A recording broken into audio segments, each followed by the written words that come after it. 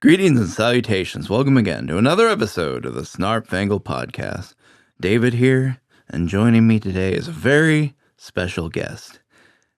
Please give a warm Snarp Fangle welcome to our guest, Supreme Court Justice Clarence Thomas. How you doing, Justice Thomas?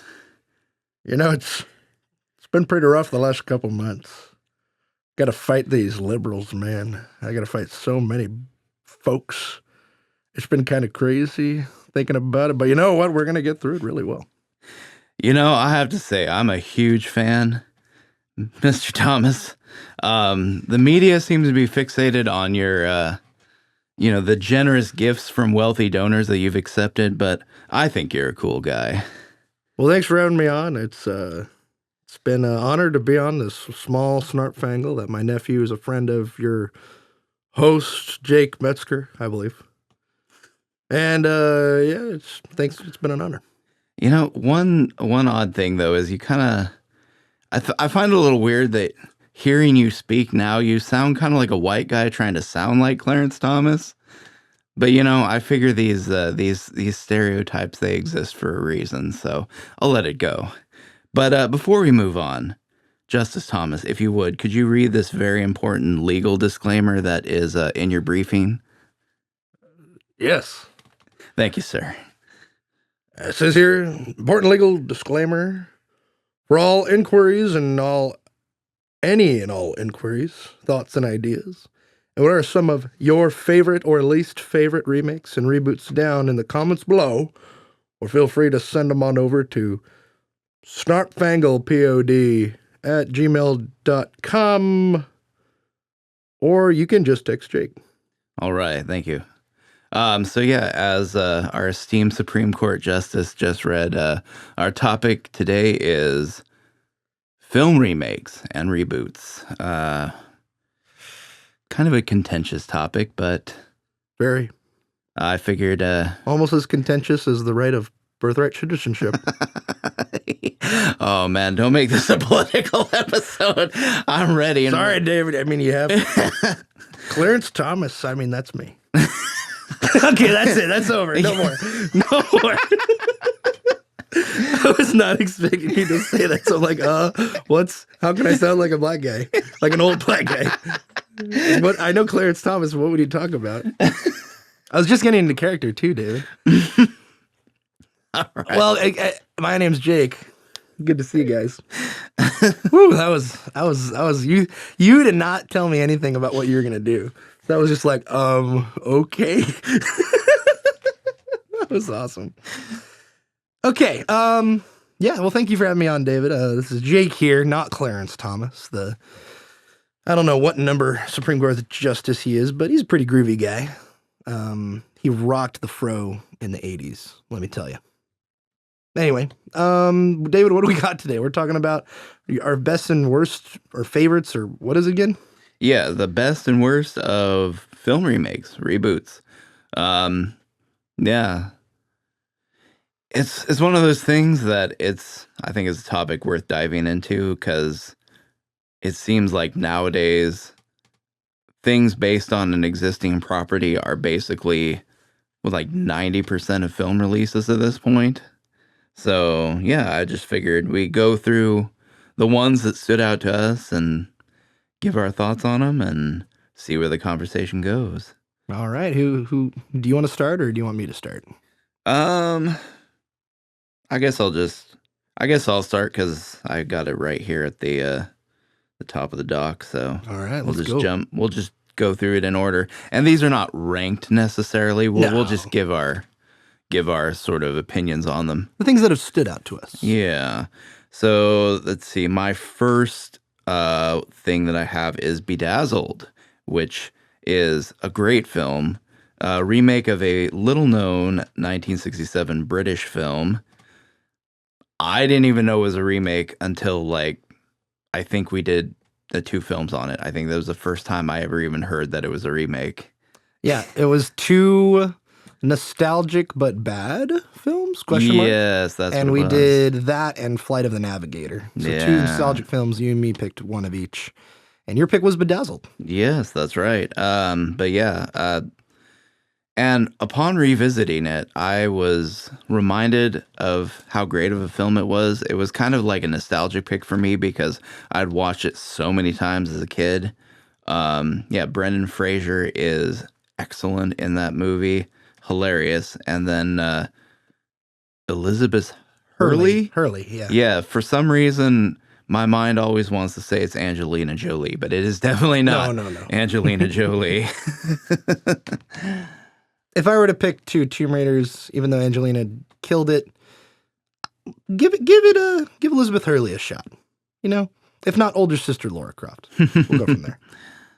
Lena Croft, we'll call her that. Okay. Anyway, I didn't even know she had a sister. No, she doesn't. Oh, okay, okay. I was just thinking that she's British. She's like this, this femme fatale. You know, so it's like, oh, you know what? They could have worked really well, but. I'm sure she was in the running too, but for the Laura Croft movie. But Angelina Jolie, she kills it. She's perfect as Laura Croft, we'll say. You know what? If like a game studio could swing it, like she would make a fantastic voice actor for Laura Croft. Oh, fantastic, dude. Dude, perfect. She's British, but the right kind of British. Indeed. Shout out to you, Sylvia. You're the right kind of British. We like you. I don't even know if she's going to listen to this. Anyway, yeah, when we watched this, it was my first time. I never seen the original, but we watched the remake in 2000 with Brendan Fraser and Miss Hurley. And it was a very enjoyable movie, extremely funny. I could see some people not like jiving with it, but I had a really good time with that film. Like, it was a lot of fun, and the jokes hit pretty dang well. I would also say that even though, like, some would consider, oh man, that's kind of outdated or whatever. I don't think the movie's outdated at all. I think it's, I mean, yeah, there's 2000s like era stuff in there, like Sister Hazel song at the very end and a couple other things, but it's just a lot of fun, a fun romp. And who directed it? It was one of the Ghostbusters, the guy that passed away. Man, what's his name? Oh, here, I have Bedazzled right here. Let me check here. It was Harold Ramis, baby. Yes, there we go. Good old Harry did it, or Harold, and he did great. And I think we were looking at it, and he was almost in the running to direct Galaxy Quest, actually. Oh yes, that's true. But he backed out because he wanted Steve Martin as Tim Allen's character, which I'm glad they didn't do. I'm glad Galaxy Quest ended up where it was. But Bedazzled, on the other hand. Brendan Fraser's just great in this movie. He's so good. And he was in his prime during this era too. Like you had The Mummy, and then there's more. Yeah, George of the Jungle beforehand, The Mummy. Yes, yeah. And he had some other films as well. But yeah, Bedazzled, great pick. I am vaguely somewhat intrigued to watch the original 1967 film. Isn't what's-his-face who's Obi-Wan in it? Or something like that? No. Oh, that was it. I thought the guy that's the main character, or who's the devil, looks like him. But it's not what's his name. It's not Alec Guinness. Yeah, I haven't seen the original, but I looked it up, and the trailer was hilarious. Yeah, there's no actors that I recognize or know of in that, but I'd be down to watch it at some point. Yeah, it's more of even though it's in 67, it's definitely one of those raunchy British comedies. Not of that era, but just a raunchy British comedy in 67. So just know that going in. But yeah, Bedazzled, we'll say good. It's a good remake. Yes. All right. Well, I'll throw one your way, David, next. Unless you had anything else to say on Bedazzled. No. All right. So Evil Dead, the remake from 2013. I'll tell you what. This is the remake of the 1981 classic horror films directed by Sam Raimi. And this new remake is directed by Fede Alvarez, but produced by Sam Raimi. It's actually the same producing team, as well as along with Bruce Campbell, that helped get this remake on the path.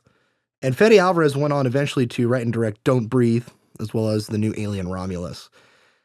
And let me tell you, David, this was the first one that came to mind randomly when thinking about reboots and remakes, because Evil Dead is probably one of the best remakes I've ever seen. Mostly because I have a dear love for the Evil Dead franchise. It's one of the few franchises where every entry gets it right, in my opinion. Frankie would say other things about Army of Darkness, and many others would as well. It's a very quirky, campy comedy horror film. But outside of that, Evil Dead 1 and 2 are great. This is great, as well as Evil Dead Rise, which is so messed up and good.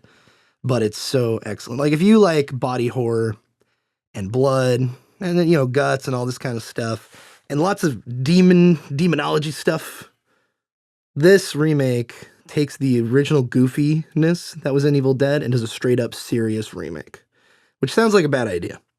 But with Fede Alvarez at the helm and with, I don't know any of the name of the actors, but they all do a fantastic job. It's a very devoted remake of Evil Dead, but more serious tone, more gritty-ish, more grittiness. Very, very gross. I remember watching it at my computer, and I had to basically take the VLC video media player and move it offside for certain parts. And I'm like, I don't want to watch this. This is really gross. But man, is it satisfying. Man, is it it doesn't have camp, but the ridiculous factor that is shown in that film compared to the other ones, it matches the same kind of style, I would say, as well as it fits perfectly into a more rebooted era of the Evil Dead franchise. Because after this, we got Ash versus the Evil Dead on I think it was Cinemax or something. Showtime, I believe. And I could be totally wrong. I don't remember. One of those. But we got that, and that brought a more, carried on the goofiness factor. And then Evil Dead Rise comes out 2023, I believe. And it's far more like the remake that I'm talking about here, where it's serious and gross. It's about a family in an apartment in LA, I believe. And it's the family gets, possessed. And it's it's super messed up and creepy and weird, but it's just glorious in all of its goriness. Have you ever seen you've seen Evil Dead? I've seen the original movies, and I think I've seen a little bit of that show, The Ash versus the Evil Dead, that came out. I haven't seen any of the reboots. I'm usually not into serious horror films, like in terms of body horror, gross out kind of stuff. Like Saw, for example. Yeah, I'm usually not into that kind of stuff, so I usually stay away from it. And I think why I stayed away from these is they seemed really serious, which what I liked about the originals was the campiness of it all. I know the first one wasn't intended to be that way, but it was hilarious nonetheless. Yeah. And so, yeah, I just haven't watched them because I can tell they don't have that campiness to them, which is kind of what I really liked about the originals. But I might sit down and binge them at one point. Yeah, this remake from 2013, as well as Evil Dead Rise, is a good back-to-back, I would say. Because also, if you're a fan of the universe and what it's presenting itself, they're all somewhat interconnected. You watch this remake and it's, I'm not going to spoil the things that you see in these next two films, but they're interconnected in the same universe, even though they're straight up a remake.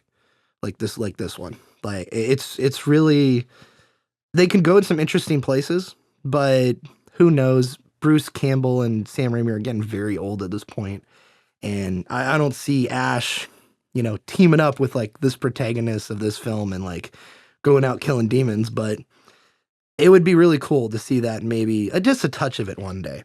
It's interesting, kind of talking about this kind of reminds me of the Five Nights at Freddy movies that came out, where they're serious, but they're PG-13. So it's they have to figure out how to get away with certain things. For example, in the new one, there's a death where one of the animatronics kills a man by crushing his skull, but you don't see it, obviously. But in the far background, very out of focus and very, very blurry, you see basically, body parts falling. And I remember seeing that. I'm like, whoa, that's really messed up. But it's just enough where it's, it's borderline. It's just enough gory where what happens and you get that imagination of the horror of it. But also you don't see it right away, so it keeps the PG-13. Yeah, that's kind of I think I enjoy that more is when horror kind of leaves things to the imagination, exercises subtlety.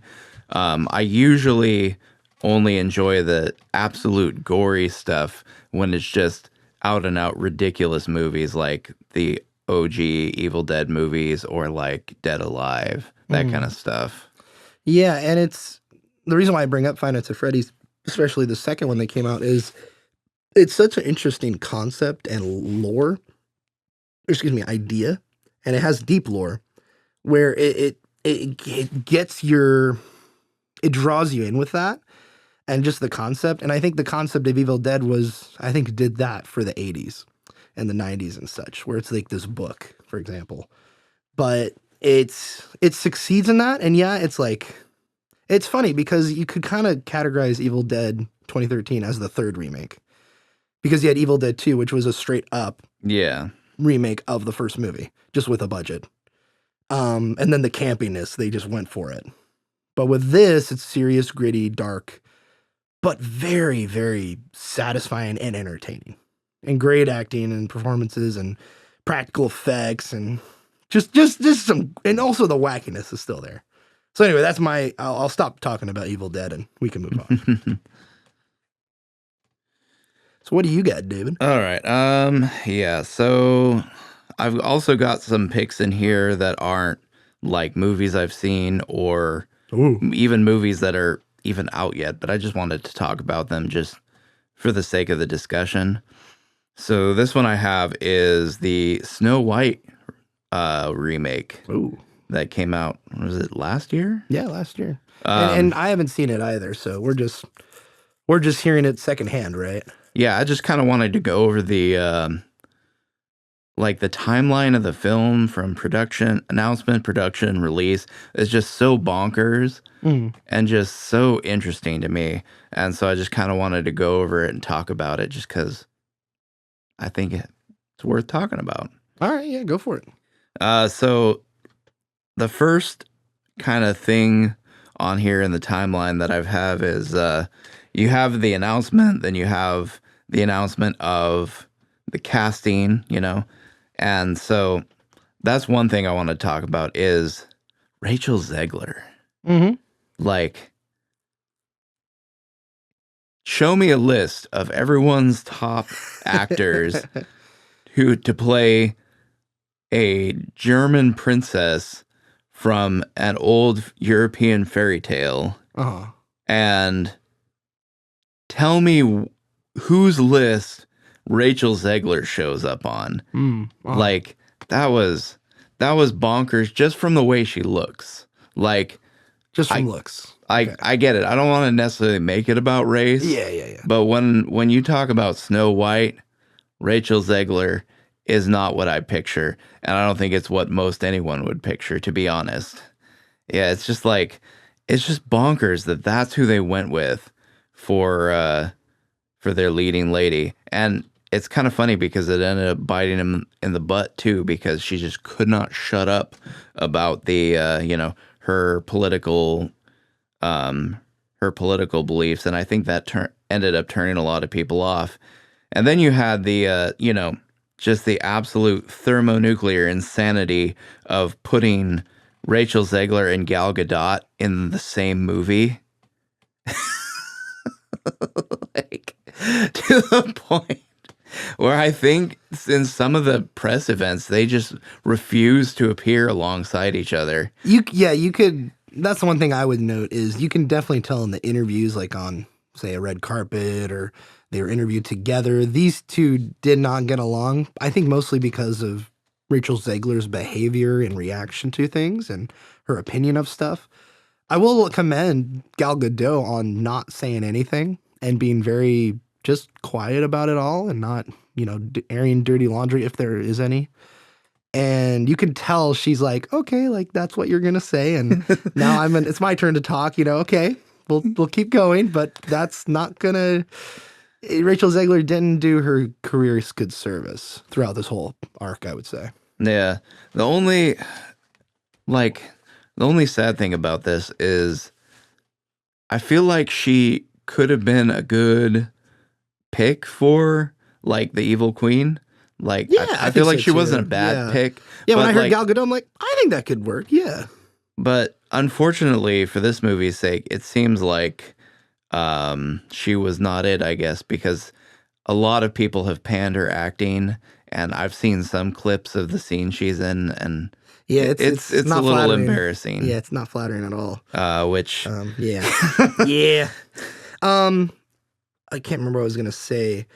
One thing about Rachel Zegler though is I watched the new Steven Spielberg directed West Side Story that he did, which was his first ever musical he ever directed. And she plays I can't remember all the names of the characters, but she plays the lady, the leading lady in it.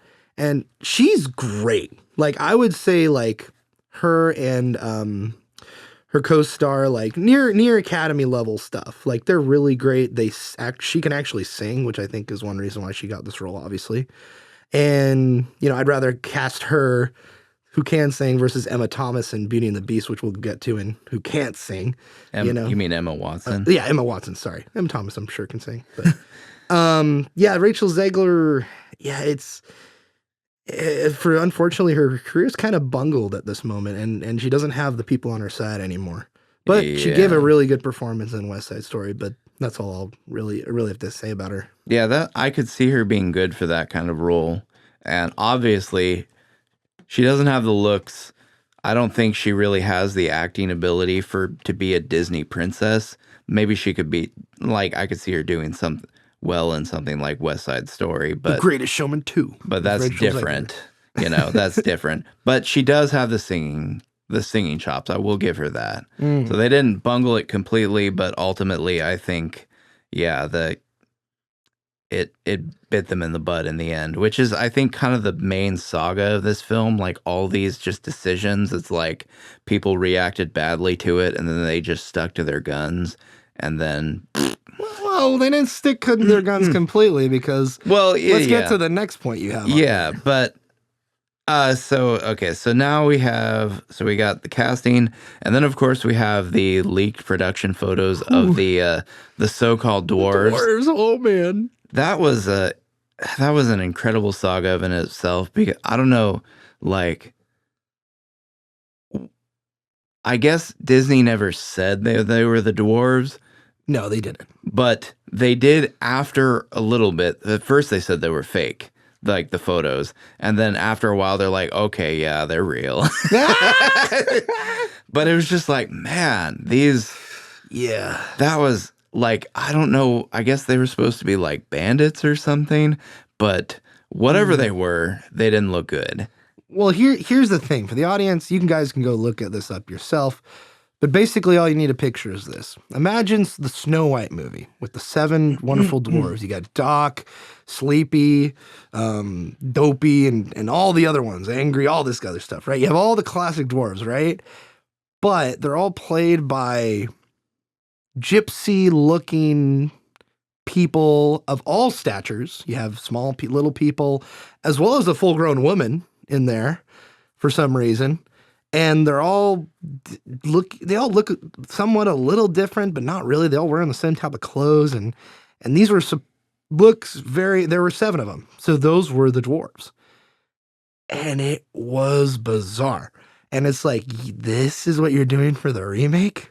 Oh, really? Yeah. It did. I appreciate them hiring the little people, but like, dude, what direction is this? And the one thing too is, Disney never confirmed that those were the dwarves, but the story that most people are kind of going with is that this was in response to some comments that Peter Dinklage made about basically the movie being like insulting to little people. Which is so dumb. Yeah, which was really funny. Like all these other, one of the actors that was in the film. Well, he came out, I believe, and he said, no, like, I got paid, I got my stuff, and I'm good. I did a job. Like, that's what I do. Yeah. Like, he was a little person. He's like, if they needed a little person, I'm going to do the job because I'm an actor. I'm a working actor. I'm going to go do a gig. Yeah. Peter Dinklage is like the ultimate example of some dude doing the work, making his way to the top, and then pulling up the ladder behind him. It just seems it's a very tiny ladder below. Yeah, it just seems like he he made such a name for himself as like the premier little person actor, and then now all of a sudden decides that every role that would require little people is somehow insulting to them. And I get it, but I get his wanting to comment on like, hey, I speak for the literally the little piece person, but he's not the arbiter of every little person. Let's be real. Like, I'm not the arbiter of every, whatever, big, fat, beardy, nerdy guy who is weird, Like, I'm not the arbiter of that. But go listen to the quartering if you want to find that out. But anyway. Yeah. And then this, of course, leads into the things I was talking about, Disney sticking to their guns, is all these things that were coming out about the movie that were changed or tweaked in such a way. Like you had Rachel Zegler talking about, like, it's not, there's not going to be a Prince Charming saving the princess, it's not going to be about finding love. It's going to be about her, being the best girl boss she can be, kind of a thing. And this was met with a lot of backlash because despite the simplicity of Snow White's plot, and I will fully admit, Snow White does not have the deepest plot out there. It is a very simple story about a princess longing for love, and she gets basically taken advantage of by her evil stepmother. Not the deepest plot in existence, but it's themes that resonate with people, right? The original Snow White was a landmark film. Oh man. Like an absolute landmark in the history of cinema. And even though, yes, now we're in current year and all that nonsense, I think these simple themes still resonate with people. And unfortunately, Disney decided that they had to modernize it some, and I think that just created a lot of ill will towards the film. Yeah, and even looking at the trailer right now, like, it has that same kind of desaturated style a lot of the live action remakes have, especially with The Lion King and Beauty and the Beast. I'm going to keep bringing up Beauty and the Beast. There is some standout color here, but again, like, it's just sad. And then also they had to go and reshoot a ton of the film from what I remember hearing about. And it's just kind of unfortunate, and also it flopped. Like, people were not interested in it, didn't want to see it. Yeah, it lost over $100 million by what people are estimating. Like, it did not do good at the box office. Yeah, they lost money, and I really don't see either actress, well, maybe not unfortunately, but I don't see either actress kind of coming back from this kind of thing, at least from the level they were at. But I don't know. It's kind of a sad story all in all. It's Disney kind of trying it again. Like, hey, these live action remakes, they make money, but also Hollywood's a different place post-COVID, so there's that, and a bunch of other factors as well. So. Yeah, I think too. Also, Snow White, I think, was like kind of like the straw that broke the camel's back. Yeah, like, sure, these live action remakes made money. I mean, how could they not? They're trading off. They're basically capitalizing on these beloved franchises that people still like, even after all these years. But I just think this one was kind of the straw that broke the camel's back. It was kind of the one where the mask slipped, so to speak, and people realized that these remakes are kind of soulless and trashy. Well, also, Disney is 100% just going to go out of their way to go what is for sure going to be successful. For example, they're doing the Moana live action translation, which is coming out next year with The Rock as Maui. So we'll see what that is, but I'm sure it's going to be, just like the original. It's going to be beat for beat, little changes, if not none, and then they're going to go from there. And of course, Dwayne Johnson is going to be the one actor in all these remakes that actually crosses over from the original. Of course, it's going to be The Rock. Yeah. It made over worldwide.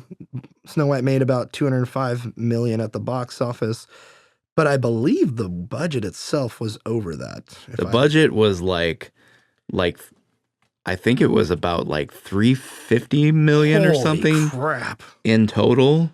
Yeah, if you just Google it, the main Google Gemini says 270, which is insane. I don't think that includes marketing though. Well, yeah, no, none of these budgets include that. Yeah, but if they were going to market it, I think you're adding another 150 million on top of this. So yeah, you're getting into the 300 million range, which isn't just, God, that's so crazy. For this kind of movie, like, this is a Snow White remake. This isn't Pirates of the Caribbean. Why is it so much investment? So, anyway, we should do, you know what, David, we should do? We should do a DVD commentary track for this film. DVD commentary track. Oh, we should do, just like what just we a commentary track. Like what we did for Rocky. Yeah, I've been thinking a lot about that, and that's, we'll just say that that's going to be, I would love to do more of those, is all I'll say. I've never lit up a doobie before, but I feel like I might have to do that for this film. No, I'm just kidding. I think afterward I might take a shot of whiskey, but that'll be about it for me. So yeah, I might get a little crunk while you watch Snow White. little crunk if we do that. Not gonna lie, that's not normally my thing. I don't normally drink to excess like that, but if we do something like this, I might get a little sauced. We should make it a special occasion, invite some people over. You should make eggnog again. And have a good watch party of Snow White. God. Sounds like a horrible time. No, please, no. We won't have friends after that. They're like, hey, screw you guys.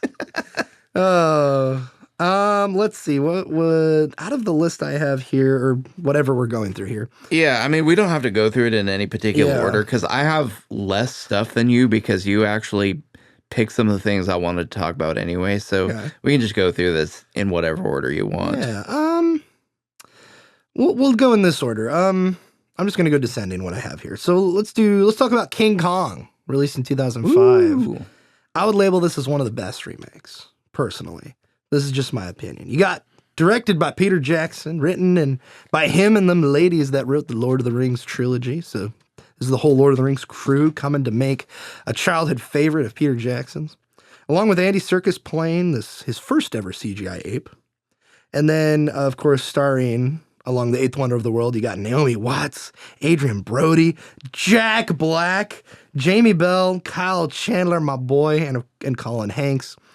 David, this is like, I mean, I did grow up watching this movie, but the more I've watched it as an adult, the more I like it, the more I've pondered about it, the more it appeals to me. It's just such a awesome remake of just a black and white. It wasn't silent film, but it was like very early on in Hollywood's history. And I believe in the 30s, it was really, no, it was the 20s, I believe. And I remember watching that original on TCM Classics. And man, that old one with Ray Harryhausen special effects with the stop motion dinosaurs and King Kong himself, it's still a good movie, even though it's like 70 minutes long.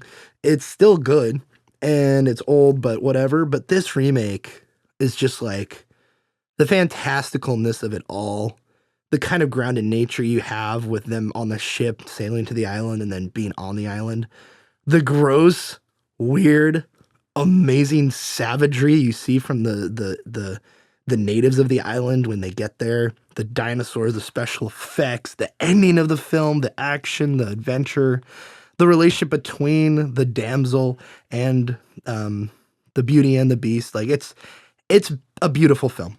I would just say it's very, very long, but other than that, I have no issues with it. But man, I'm a little nostalgic, not gonna lie, so that maybe that's where it's coming from. But have you ever seen Peter Jackson's King Kong, Dave? I have, actually. What do you think of it? I haven't seen it in a long time, so my memory's a little fuzzy, but I remember being very entertained by it. And also, too, like, the CGI of the ape, like, holds up very well, I would say. Oh, dude. Like, oh, man. Especially if you get the 4K, and, oh, man, it's beautiful. And the performance is, I mean, it's an ape. It's a giant ape, and Andy Serkis, he delivers, man. He ate as an ape. Yeah, it's funny too that like you have Andy Serkis once again collaborating with Peter Jackson for an iconic CGI character.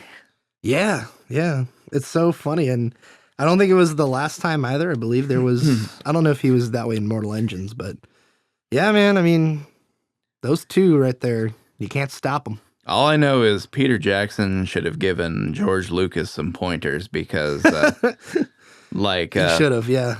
like you compare Andy Serkis's CGI characters that he does, and how well they come across, especially his Gollum and the ape in King Kong, like, and then you compare that to like Jar Jar Binks. Oof, yeah. Yeah, it's bad.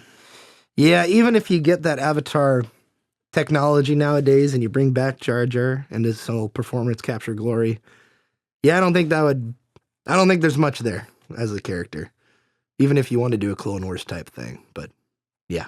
But anyway, yeah, King Kong, great. Like, oh man, it's so amazing. I think you can stream it on HBO now. It's so good. You just do yourself a treat, get an evening. Make sure you have 3.5 hours free or 3 hours and just sit down and watch. Just a fun movie. So, all right. Well, I'm going to do another one going down here, and I want to hear your input on this because we both love the original. But let's talk about a little bit of that in the remakes with Charlie and the Chocolate Factory and Wonka. I would label this as kind of okay. Like, you got, one's okay with Johnny Depp, Tim Burton collaborating. And then you have the other, which is a musical with Timmy Chalamet. Good old Timmy boy. Timmy C. I know you haven't seen Wonka, but Charlie and the Chocolate Factory, Willy Wonka and the Chocolate Factory. What do you think of all that and the Tim Burton adapting it? Yeah, the original is an absolute classic. I love that movie so much. But yeah, the Charlie and the Chocolate Factory didn't hit quite as hard for me. Just because, like, Johnny Depp is fine, but he lacks that certain thing that Gene Wilder brought to it. Like, he was trying to do something else with the character of Willy Wonka, but, like, I don't think it really worked. No. In the same way that Gene Wilder's version of the character did. And then you have, like, just trying to modernize the Oompa Loompas the way they did. It didn't work. Yeah. It did not work at all. The one bright spot of the film, I think, as far as characters go, is the introduction of Wonka's father. Oh yes, Christopher Lee. Yeah, so like very tender-hearted. I would say tender-hearted. What am I trying to describe, David? I don't know what you're trying to describe. It was the opposite of that in the film. It's very tragic. Yes, but it's like it's very intriguing. Yeah, and just that cold sort of seriousness that he had, that, like, it actually made me kind of invested in the story for a little bit to see, oh, this is why Willy Wonka's a weirdo, is because, how he was brought up, and Christopher Lee's performance really brings that scene to life in a way that the rest of the movie is lacking. Yeah, this is a very, very nostalgic movie for me. As a kid, I would watch it a bunch, and of course the original as well. But a lot of this, I remember we'd rewatch it, and I would watch it on my own a lot. And I think, in terms of remaking the original, it's Tim Burton's spin, is what I would say. It's fine. It's not like, it's nothing like, well, it's not nothing like the original. It's definitely like the original, but it's a modern take. It's very Tim Burton-y. My shining spot in it is actually Johnny Depp, because his performance as Wonka is like, it's Johnny Depp doing Johnny Depp, I would say, like a very weird and cheery, but almost subtly macabre Willy Wonka. But it's Johnny Depp doing Johnny Depp, and I think he does a pretty good job. It's not like the original, I guess. Like, he does a good job. Yeah. He does a good job, and I'm not even opposed to the idea of Tim Burton wanting to Tim Burtonize the story. That it makes sense that he would want to do that. Yeah. But it's like the actual execution of it, the end result for me just didn't land. Yeah, the style of the whole film kind of even feels like it should have been its own original story. Or maybe based on another Roald Dahl film. Like, Tim Burton should have picked a different Roald Dahl film. And I think he would have I think that would have been even far more interesting than If he did Alice in Wonderland, or did he? He did do Alice in Wonderland. He did do Alice in Wonderland. Okay. I was going to say is like. Alice in Wonderland's a Roald Dahl book? No, it's not Roald Dahl, but it's an adaptation of a which he did do classic children's novel. He did novel. do and a sequel to it too. Like I don't really remember that movie very well. I was gonna bring that up. I'm glad you brought it up. I was gonna have that in my list, but I had other stuff here. Yeah, it's a bizarre film, but Helena Bonham Carter as the Queen of Hearts, man, just amazing. Amazingly bizarre and not senile, but just wacky, just so wacky. Yeah, and that kind of is Tim Burton's MO, so it's kind of perfect for Alice in Wonderland. Yeah, he was like he was the director, I think, for that movie. Yeah. Ultimately, though, it didn't turn out quite as amazing as I necessarily hoped. But what do you think of Johnny Depp as the Mad Hatter, though? I mean, I would actually prefer that than him doing Wonka. Yeah, that actually made a lot of sense to me. Like, that movie, Alice in Wonderland, was like, all the pieces were in place. I just don't think it really turned into a great film, but like, all the pieces were in place. Yeah. Like, everything made sense. I just think it's hard for me to describe because it's been such a long time since I've seen it. I've watched it one time when, I think when it first came out, and that was that. Yeah. And I was just remember being kind of underwhelmed by it. Like, it was just kind of like, but not for any like particular reason that I can name, because like it should have been a great film. Like, all the pieces were in place. Like, Tim Burton was the perfect director for that. Johnny Depp as the Mad Hatter makes a lot of sense. Helena Bonham Carter, as the Queen of Hearts. Bruh. Yeah, she was good. And then I can't remember who the Jabberwocky was. It was Christopher Lee. Oh, it was. That's right. Yeah. That was a little bizarre to me, but also he did a good job. Yeah, and it was like Alice's Return to Wonderland, So it was like, it was different than the original Disney film. It's like you watch the original Disney film and then you watch this. And it's basically kind of what you get. The next step. But he was definitely right for, like, everything was right for it. What are you trying to nail down, though? Well, There's just I'm just something saying, off about it, or it doesn't quite get to where it wants to be. Yeah, I just don't think it quite got to. I just don't think it quite got to what it could have been. I think the stakes were kind of not there for me. Remembering the story and stuff, like her finally killing the Jabberwocky. Cool, that's awesome. But like, it's kind of like, oh, it's over now. Yeah, maybe it's the writing. And maybe it's the writing that let it down. Because, I just remember being meh about the whole thing. So it could have been the writing that was the problem. But yeah, definitely had the potential to be great, unlike Wonka, which I think. Okay, so have you seen any of it? Have you seen Wonka? No, I have not. Okay, well, you're not going to like it because it's a musical. Yes, that's why I skipped it. But I'll tell you what, Timothée Chalamet, dude. There's a reason he played Bob Dylan. The guy can sing. And really? Oh, yeah. Timothée Chalamet sings, bro. He can absolutely sing. Well, he could probably sing better than Bob Dylan, too. Exactly. Ooh.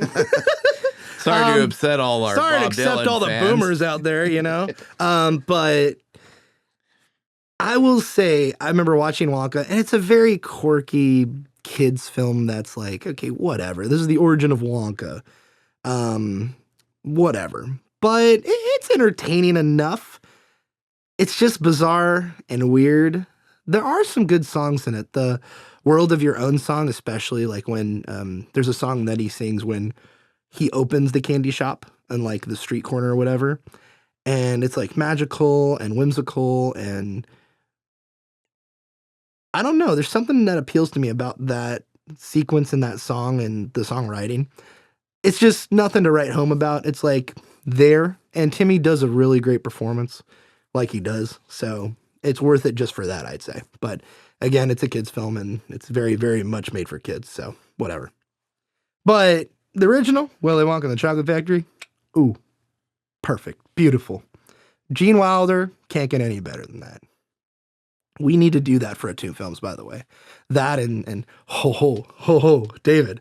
We should do 2 interconnected but not connected films. Theoretically connected films. Willy Wonka and the Chocolate. This is just based off a video essay that I watched. Willy Wonka and the Chocolate Factory and Snowpiercer. Oh my god. Anyway, but yeah, that's all I got to say about Wonka and all that. You got anything else? No.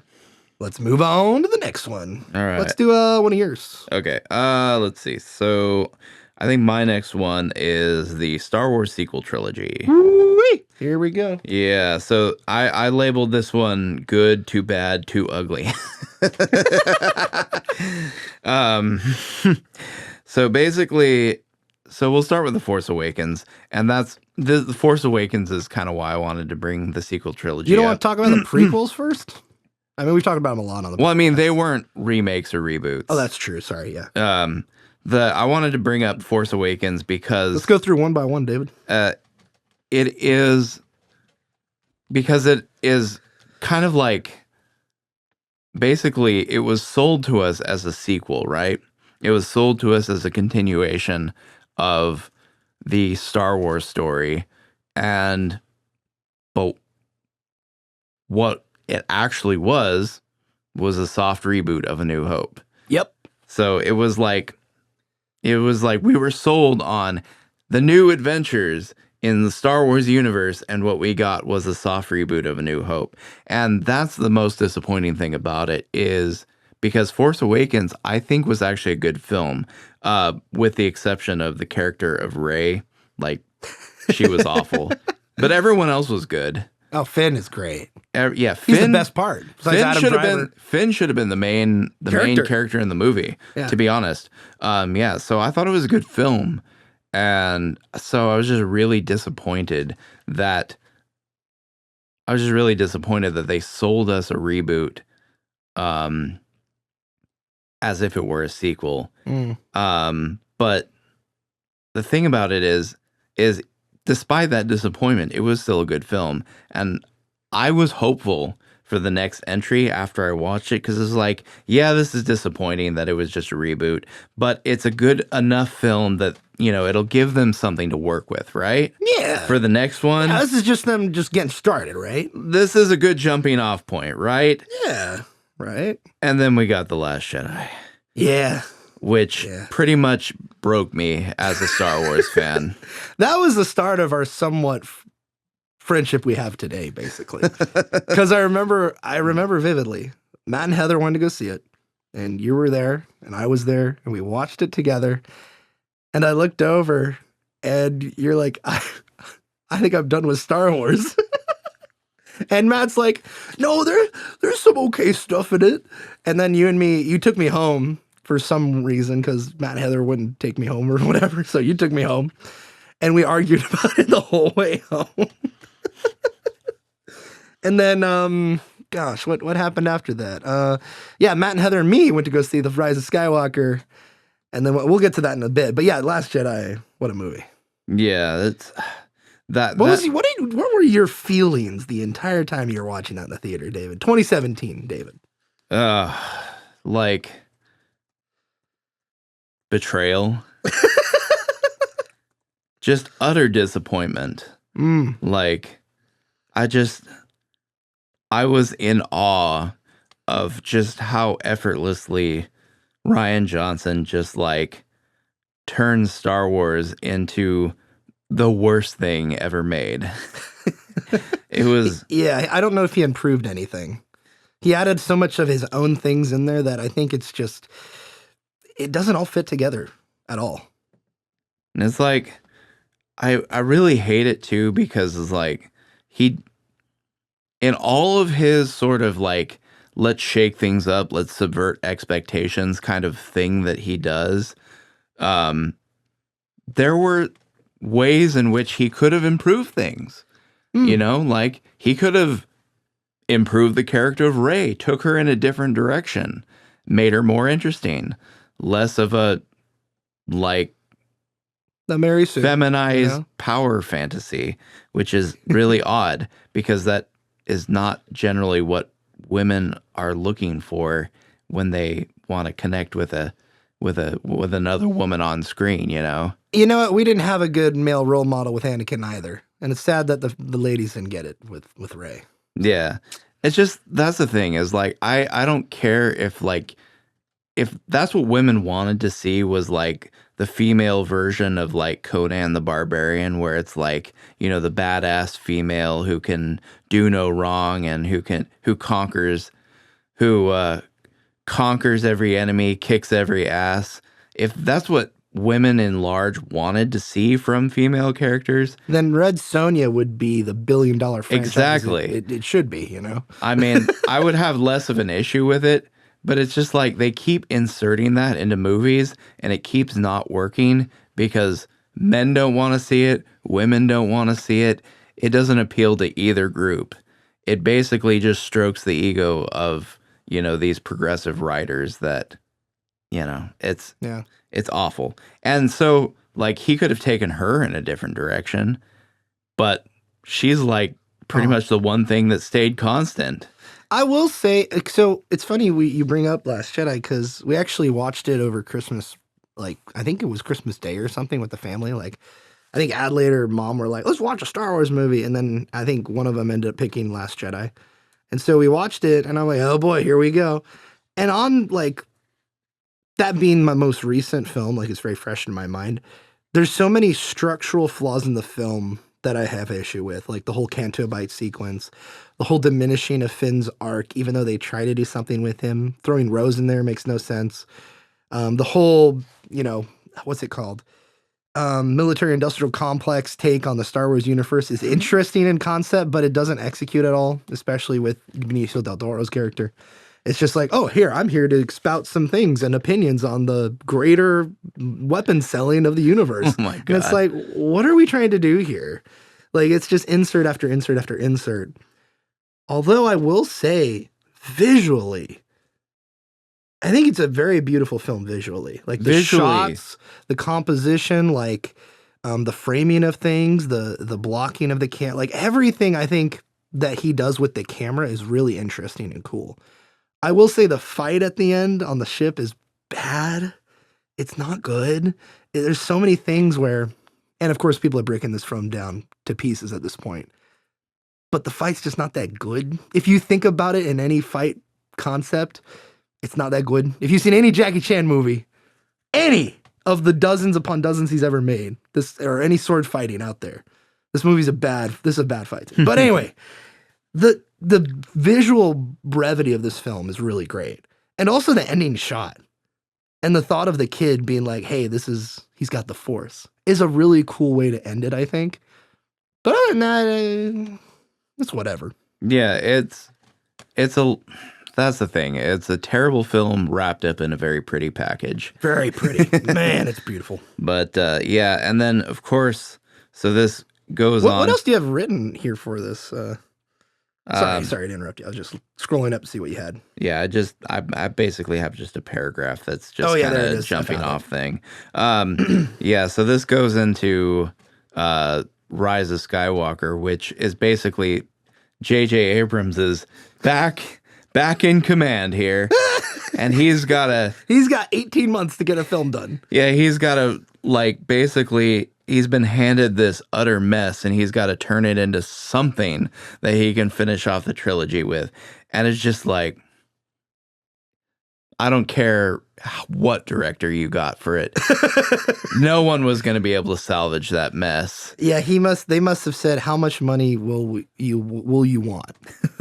And after this film, he hasn't directed anything since. So it's like, because any director after the backlash, after the online hate, after the online discussions and wars, the culture war, of course, as well, which is a whole nother thing about this film.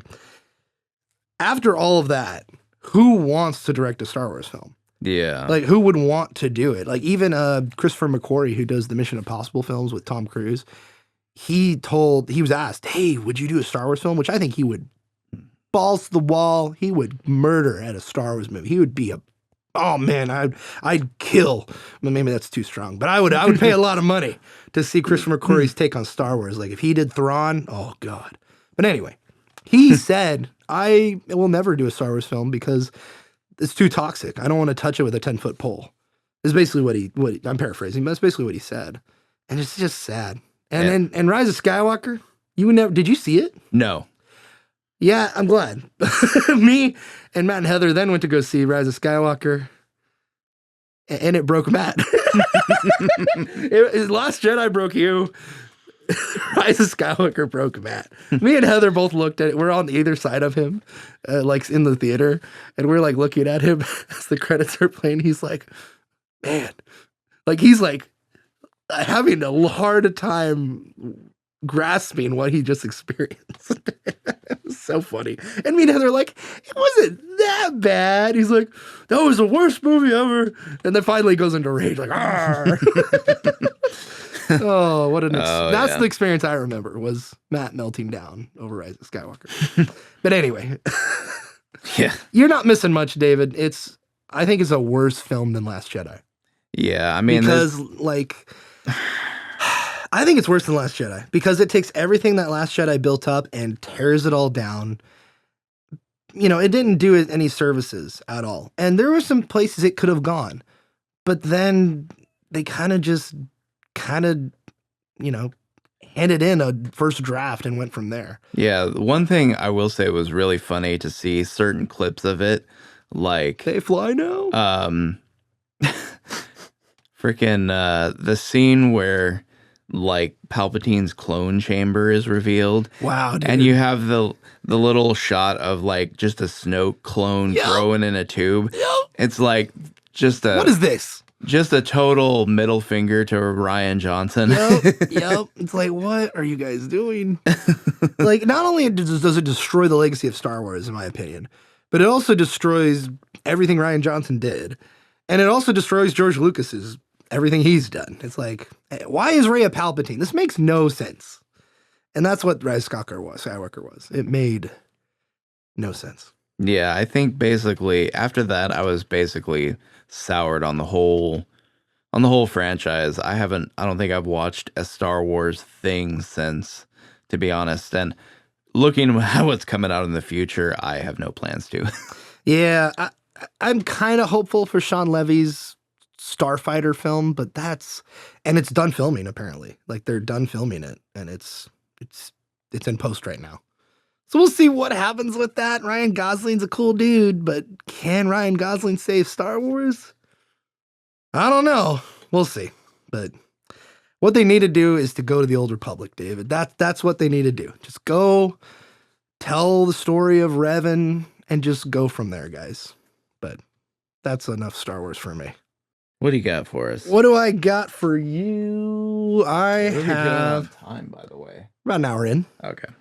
Let's see. Out of the list, where do I want to go? Let's go to the Planet of the Apes. So speaking of Andy Serkis and Snoke, let's talk about Planet of the Apes, the new trilogy that they did, ranging from 2011 to 2017, I believe. This is the second time, of course. Andy Serkis playing a CGI ape. First time was King Kong. The new trilogy, the first one directed by Rupert Wyatt, and the other two following afterward, directed by Matt Reeves, the GOAT.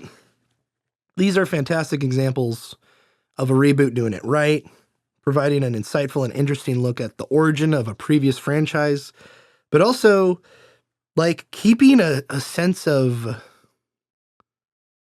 longing at the end of this trilogy. Like you don't get the complete story of these films leading into the original Planet of the Apes with Charlton Heston. They're their own contained story, but also if you watched some of those old Planet of the Apes or just the first original one, you know where it's all going and it's extremely fascinating. So it complements it well, while also telling a very heartfelt story about the ape Caesar, the Andy Serkis character, and what ensues through the three films. Highly recommend them. They're so good. The first one's okay. Well, I wouldn't say okay. The first one's like a good film. It's a good kind of sci-fi adventure film. It's good. It's got your boy James Franco in it. You know, it's got Andy Serkis as an ape. It's cool. Brian Cox is the villain, as well as Draco Malfoy, who's his son in the movie. They're both. It's a decent film. And then you get Dawn, dude. Dawn of the Planet of the Apes, which is freaking immaculate, dude. Like tension the entire time as you watch this snow, dreary, wet film in the winter of San Francisco. It's post-apocalypse San Francisco. It's awesome. You have humans warring against apes. You got battles. You got warfare. It's awesome. You got tension. You got mutiny among apes. It's awesome. And then you have a somewhat war film with War of the Planet of the Apes, where it's just like Andy Serkis and what's the guy in Zombieland, David? What's his name? And True Detective. And what's the actor's name? Which one? The guy in Zombieland. Oh, are you talking about Oh God, I can't remember his name. Oh man, what's his name? Crap. Zombieland. What's his name? Woody Harrelson. You got in War of the Planet of the Apes, you got Woody Harrelson. Woody Harrelson is in that? He's the villain. Oh, you wow. got Woody Harrelson, who's like the last champion of humankind military, and you got Caesar, and they're basically just staring at each other. It's a war. It's basically like it's an unconventional war film where it's not more about war. It's more about the tragedy of war. Like you got apes in concentration camps, man. Like that's what we're looking at. Now, I'm not talking like, Holocaust level. I'm not talking Holocaust level, but apes in cages. That's what you're seeing here. And it's tense. The performances are amazing. I think it's a travesty. Maybe not a travesty, but it's a shame that Andy Serkis doesn't have an Oscar himself for performances because it's behind a CGI makeup. But man, he delivers one of the best performance of his career is in War for Planet of the Apes. So that's my pitch. They do a great job. Even Kingdom of the Planet of the Apes, which was directed by Wes Ball of the Maze Runner films, is also pretty dang good and carries on the same kind of vibe and aura as this trilogy of films. But anyway, David, what do you think? Have you ever seen any of them? I saw the originals, and I'm not going to say the originals are like the greatest films of all time, but they've got some. They're definitely worth watching. But yeah, I think out of the reboot trilogy and the reboot movies in general, I think I only saw the first one. Okay. Yeah, and I remember it being good. I remember being entertained by it. I guess I never got around to watching any of the other ones, but now that you describe them, I might have to. Yeah, I would just start with Dawn. Just go into Dawn and then finish with War, and you can even watch Kingdom if you're interested. The guy who plays the villain in that, Kevin Durand, does a fantastic villain. Like probably top 15 villains of all time for me personally.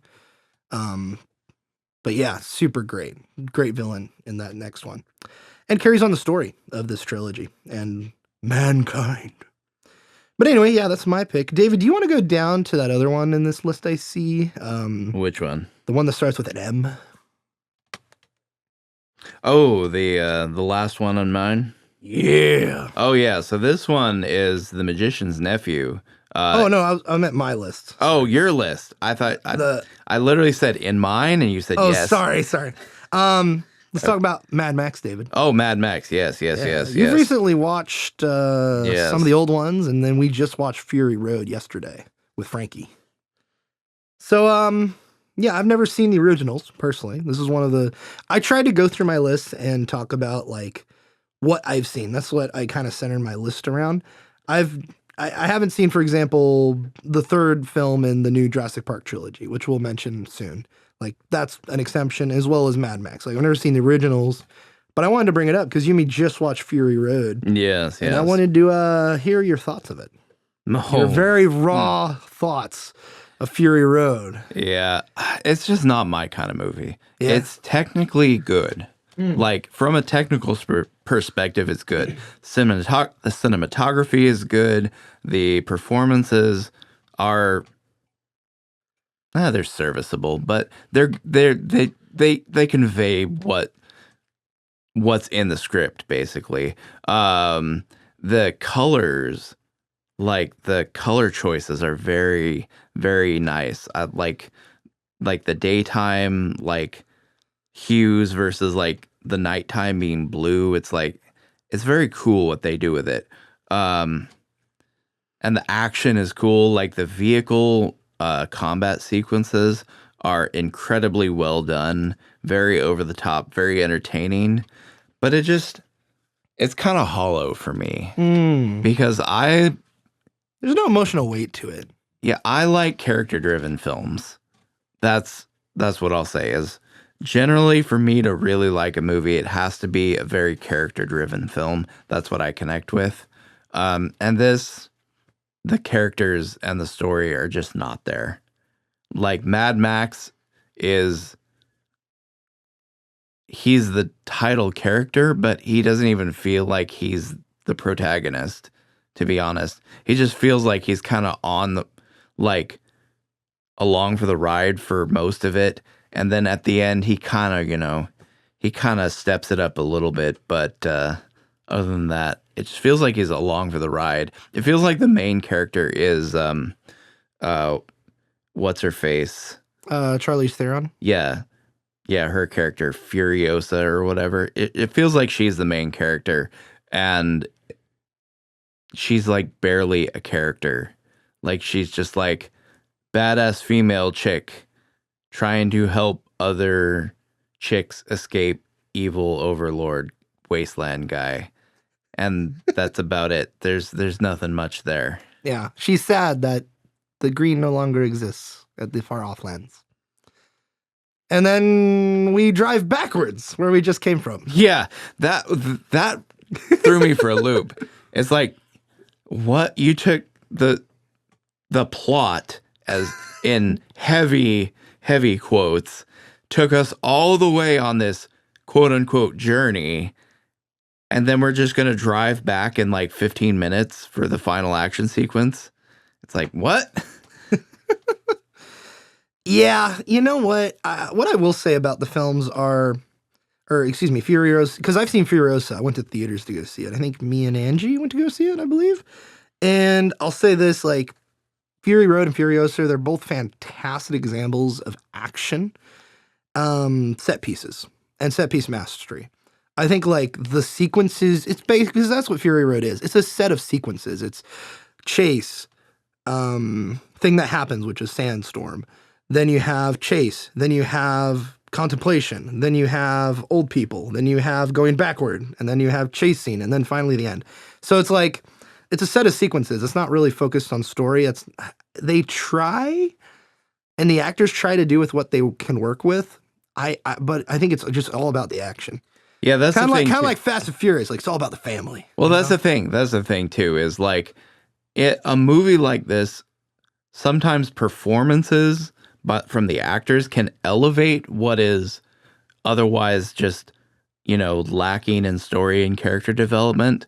That happens sometimes, like with Charlie and the Chocolate Factory. Like, the one part of the film where I had felt like an emotional investment in the characters came just because of Christopher Lee's performance as Willy Wonka's father was so convincing. This doesn't have that. The performances are good.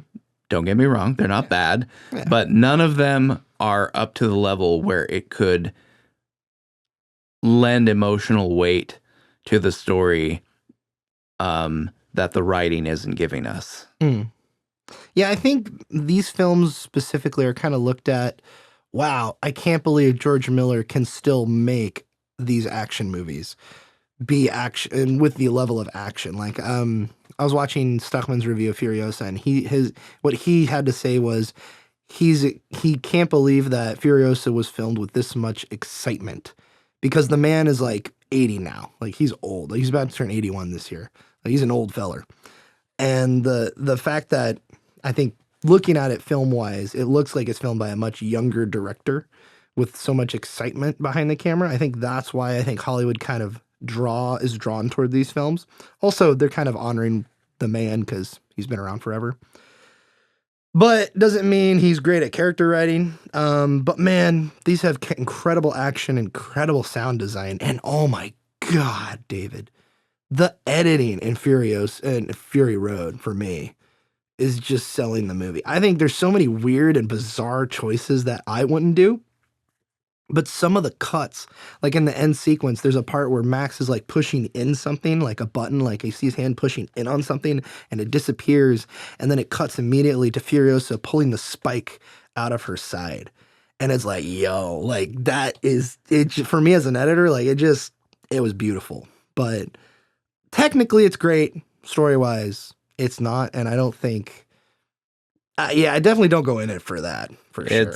Yeah, that's the thing is like, it's just, and I don't want to watch a 2-hour tech demo.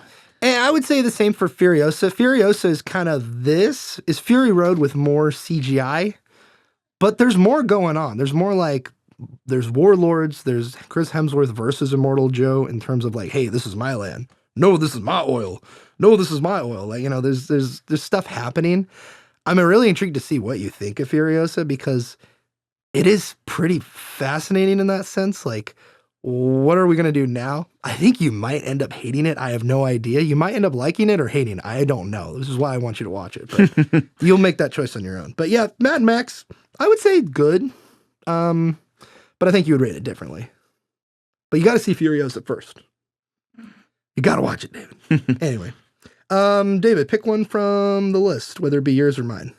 Let's see. I do want to end on the last one that I have. I would like to end with that though. So. Okay, let's, what do you got here? I do want to talk about, Star Trek. Speaking of sci-fi, let's do it. So here's the thing. Star Trek 09. You get the reboot. Speaking of J.J. Abrams, like we've worked with before, they're like, oh, J.J. Abrams, he did that Star Trek movies. He'd be great for Star Wars. He ends up remaking, that one. But there's more originality, I would say, in the Star Trek reboot. I would say they're okay. Like looking at as a broad term, looking at them under an umbrella, they're pretty okay. Now, here's the thing. With Star Trek, for me, it's a mixed bag personally. You have the old ones, which are like good classic sci-fi storytelling. The old movies, the old series. The old series is pretty, hokey at today's terms, but it's fun watch, Yeah. It's a classic. Same thing with the movies. The movies are like actually pretty dang good sci-fi when you think about it, especially 1 and 2. Even Search for Spock's really great, and then even 4 and 5. Like, as you get through the films, they're pretty decent. And then you get to Next Generation, which is like, I think great, and brings this Shakespearean level of stuff from just Patrick Stewart's performance because, he's a classically trained, theater-trained actor, and you get that in Next Generation. Even though they're all wearing linen or whatever they are in, as Red Letter Media pointed out. What was it? Because they watched the 4K transfers or whatever. Not 4K transfers, but like the high definition transfers of Next Generation. And you can see like the markers on the floor. Yeah. It's like, wait, what's going on, Yeah. But Next Generation's great. And then you get this reboot. And Paramount's like, what do we do with Star Trek? I don't know. Firefly was popular. You have Battlestar Galactica being big. What do we do? So they went more of the Beastie Boys route than Shakespeare, is what I would like describe these new ones. First one's good. It's a fun action adventure film. Got, good actors, good casting, has a good ending. And then you get into Darkness, which is like notoriously hated on the internet. It's okay. It's not great in my opinion. But then you get Star Trek Beyond, which is like, again, a callback to the first one in 09, which was a good action adventure movie. And I just want to say, I don't know how many of you seen of these, David, but the biggest strength I think of these films, the new rebooted Star Trek films, is the acting. The actors. You got Chris Pine as James Kirk, dude. You got Zachary Quinto as Spock. Zoe Saldana as Uhura. Anton Yelchin, dude. Oh, man, what an awesome dude as Chekhov. John Cho as Sulu. Carl frickin' Urban as Bones. And Simon Mother F. Pegg as Scotty. It's perfect casting. Yeah. I watched the first two of the reboot Star Trek movies. And the first one was pretty entertaining. Like, honestly, like it kind of made sense. I didn't enjoy the whole alternate timeline bullcrap thing that they were doing.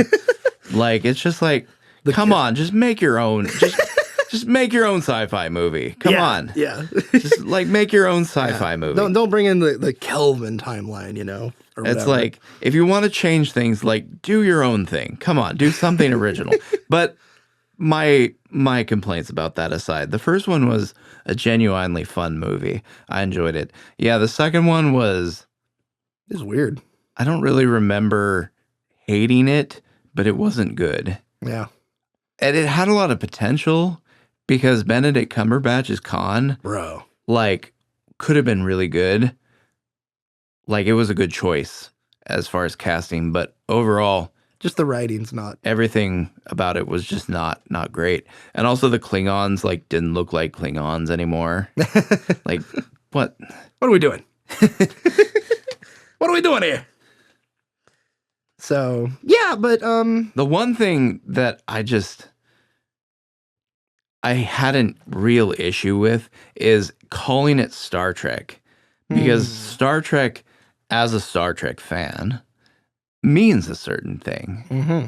Like, obviously, yes, the original series was more swashbuckling and less intellectual than later series were. Mm-hmm. But at the same time, you can't just make a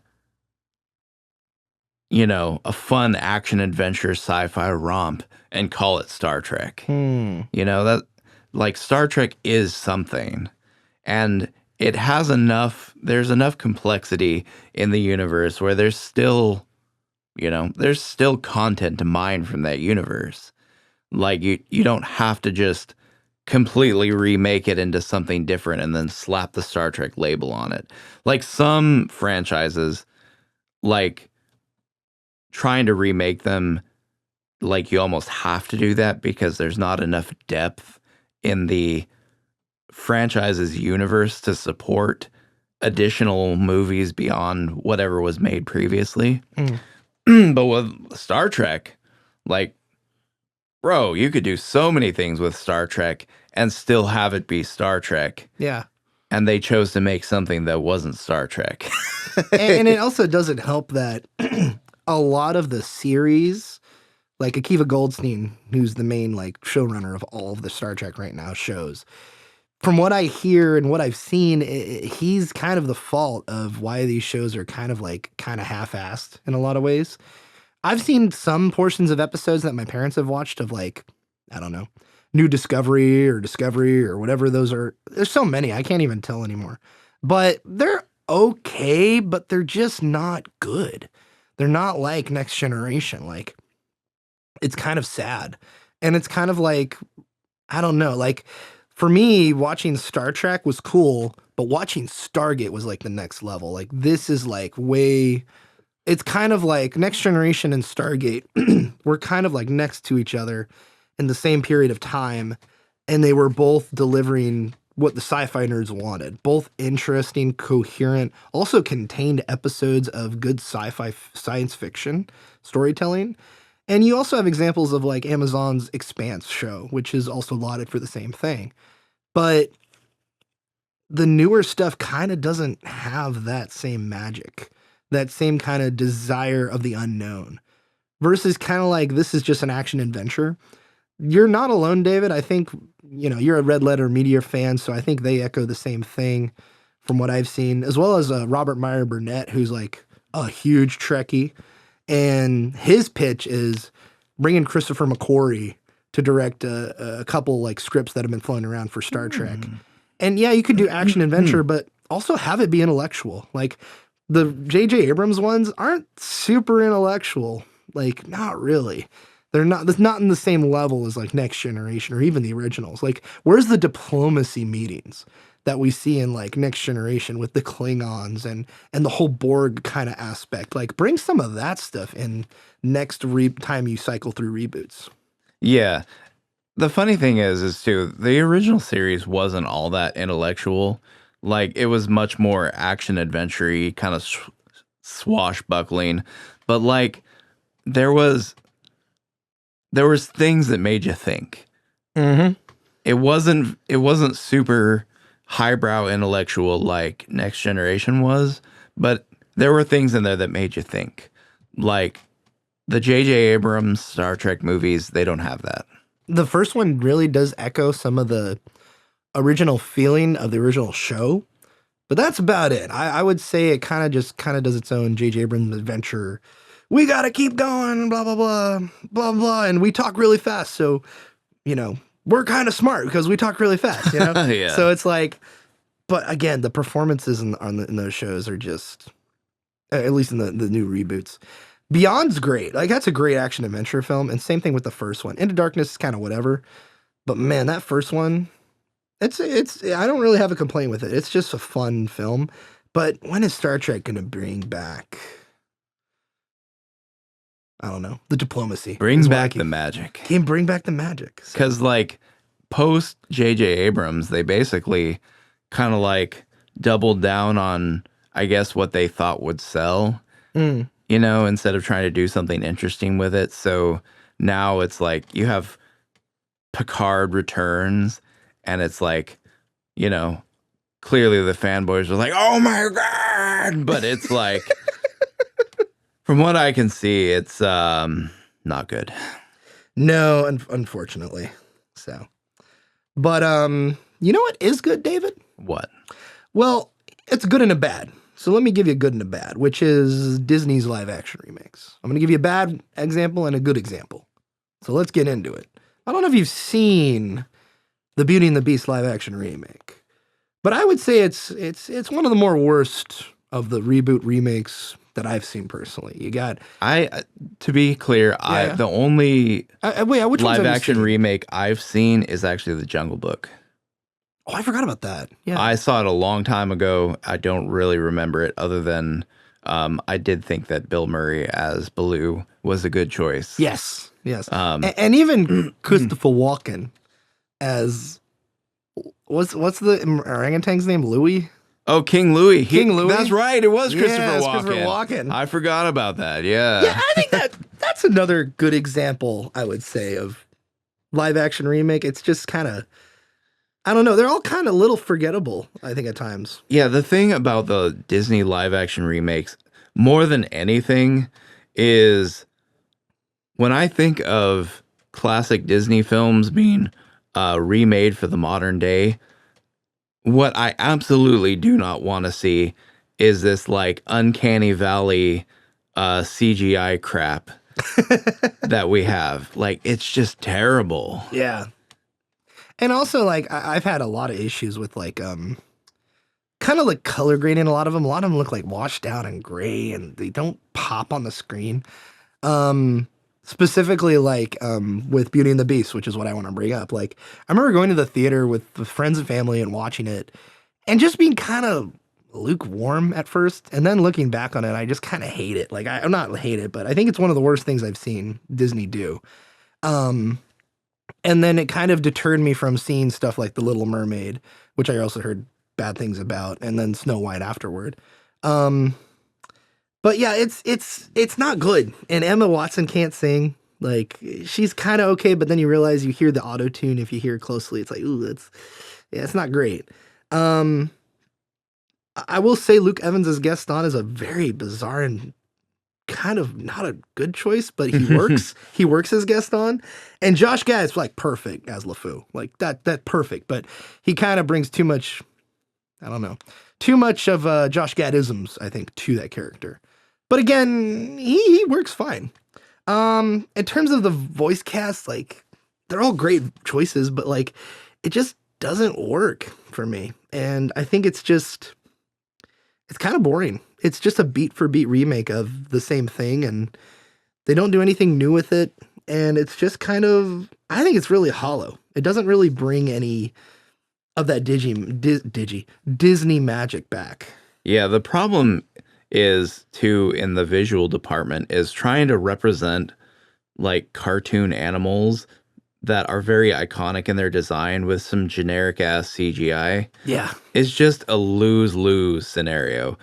Like it always turns out terrible. Like I love those like when you see like people do like comparisons back to back of like the classic hand-drawn characters versus the new CGI ones, and you're just like, you can see so clearly just how far from even being passable these new designs are in terms of like actually connecting you to the character and making the character feel like it's a real thing, And I also think stylistically, the choices of the designs of like Cogsworth and the Candlestick Man, whatever, I don't remember, Lumiere, and Miss Teapot, like they're all kind of just too real.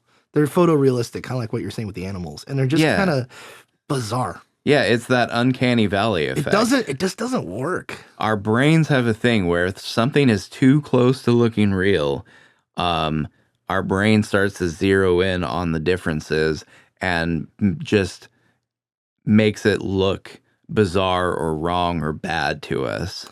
Well, I don't know if it's uncanny valley with those specific examples, like the teapot and all that, but I think it's like just a choice that just doesn't appeal to the human eye. I think it's kind of like it's a weird amalgamation of just visual design choices that just don't jive with me personally. Maybe they do with some other people.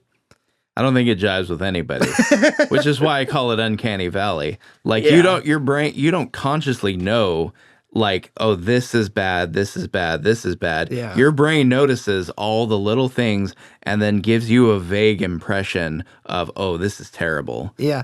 And even with the Beast, I think the Beast is kind of the big perpetrator of this, where it's like, he's just this giant CGI monster and it just doesn't work. Yeah. It's awful. It's not good. So, but what a good example is, and this is just personal subjective choice, but Aladdin, I think, would be my next example of a good pick from that Disney live action remake stuff.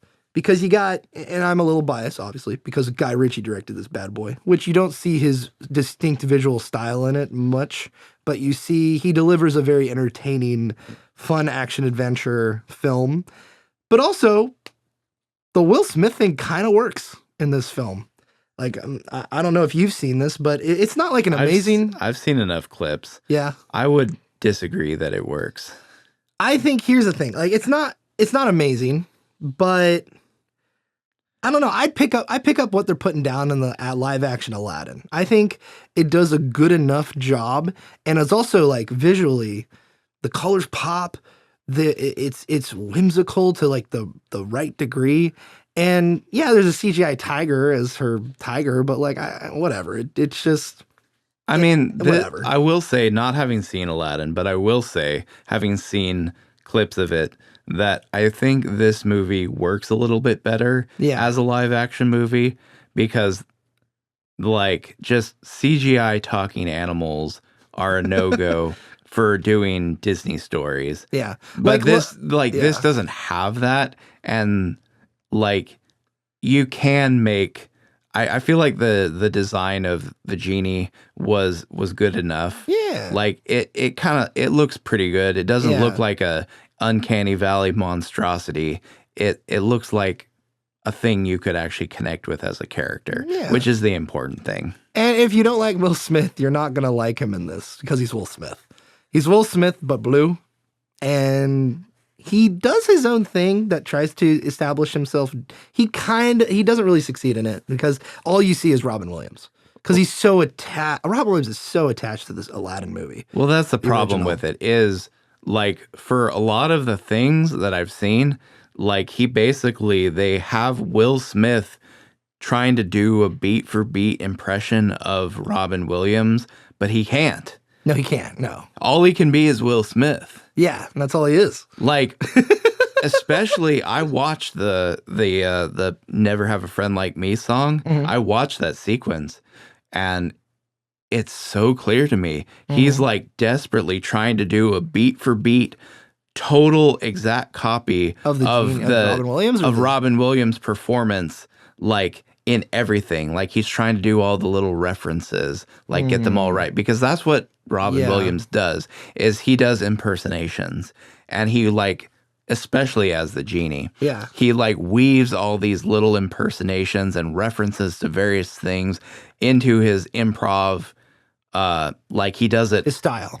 He basically does an improv built up of various little impressions built up into a whole thing, and that's kind of what he does. Yeah. So when he sings You'll Never Have a Friend Like Me, like it's full of that. But and then it just doesn't stand up to the original. Yeah, it's full of that. But then Will Smith comes in and just does that.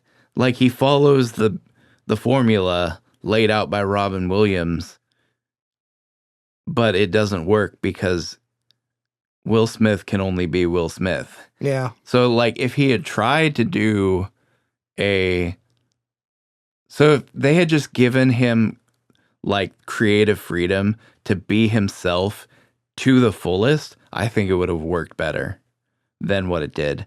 But unfortunately, Disney being Disney, they probably had some pretty heavy guardrails on him. And that's kind of my disappointment with this film, even though I have it as a good example of a live-action remake, is Guy Ritchie.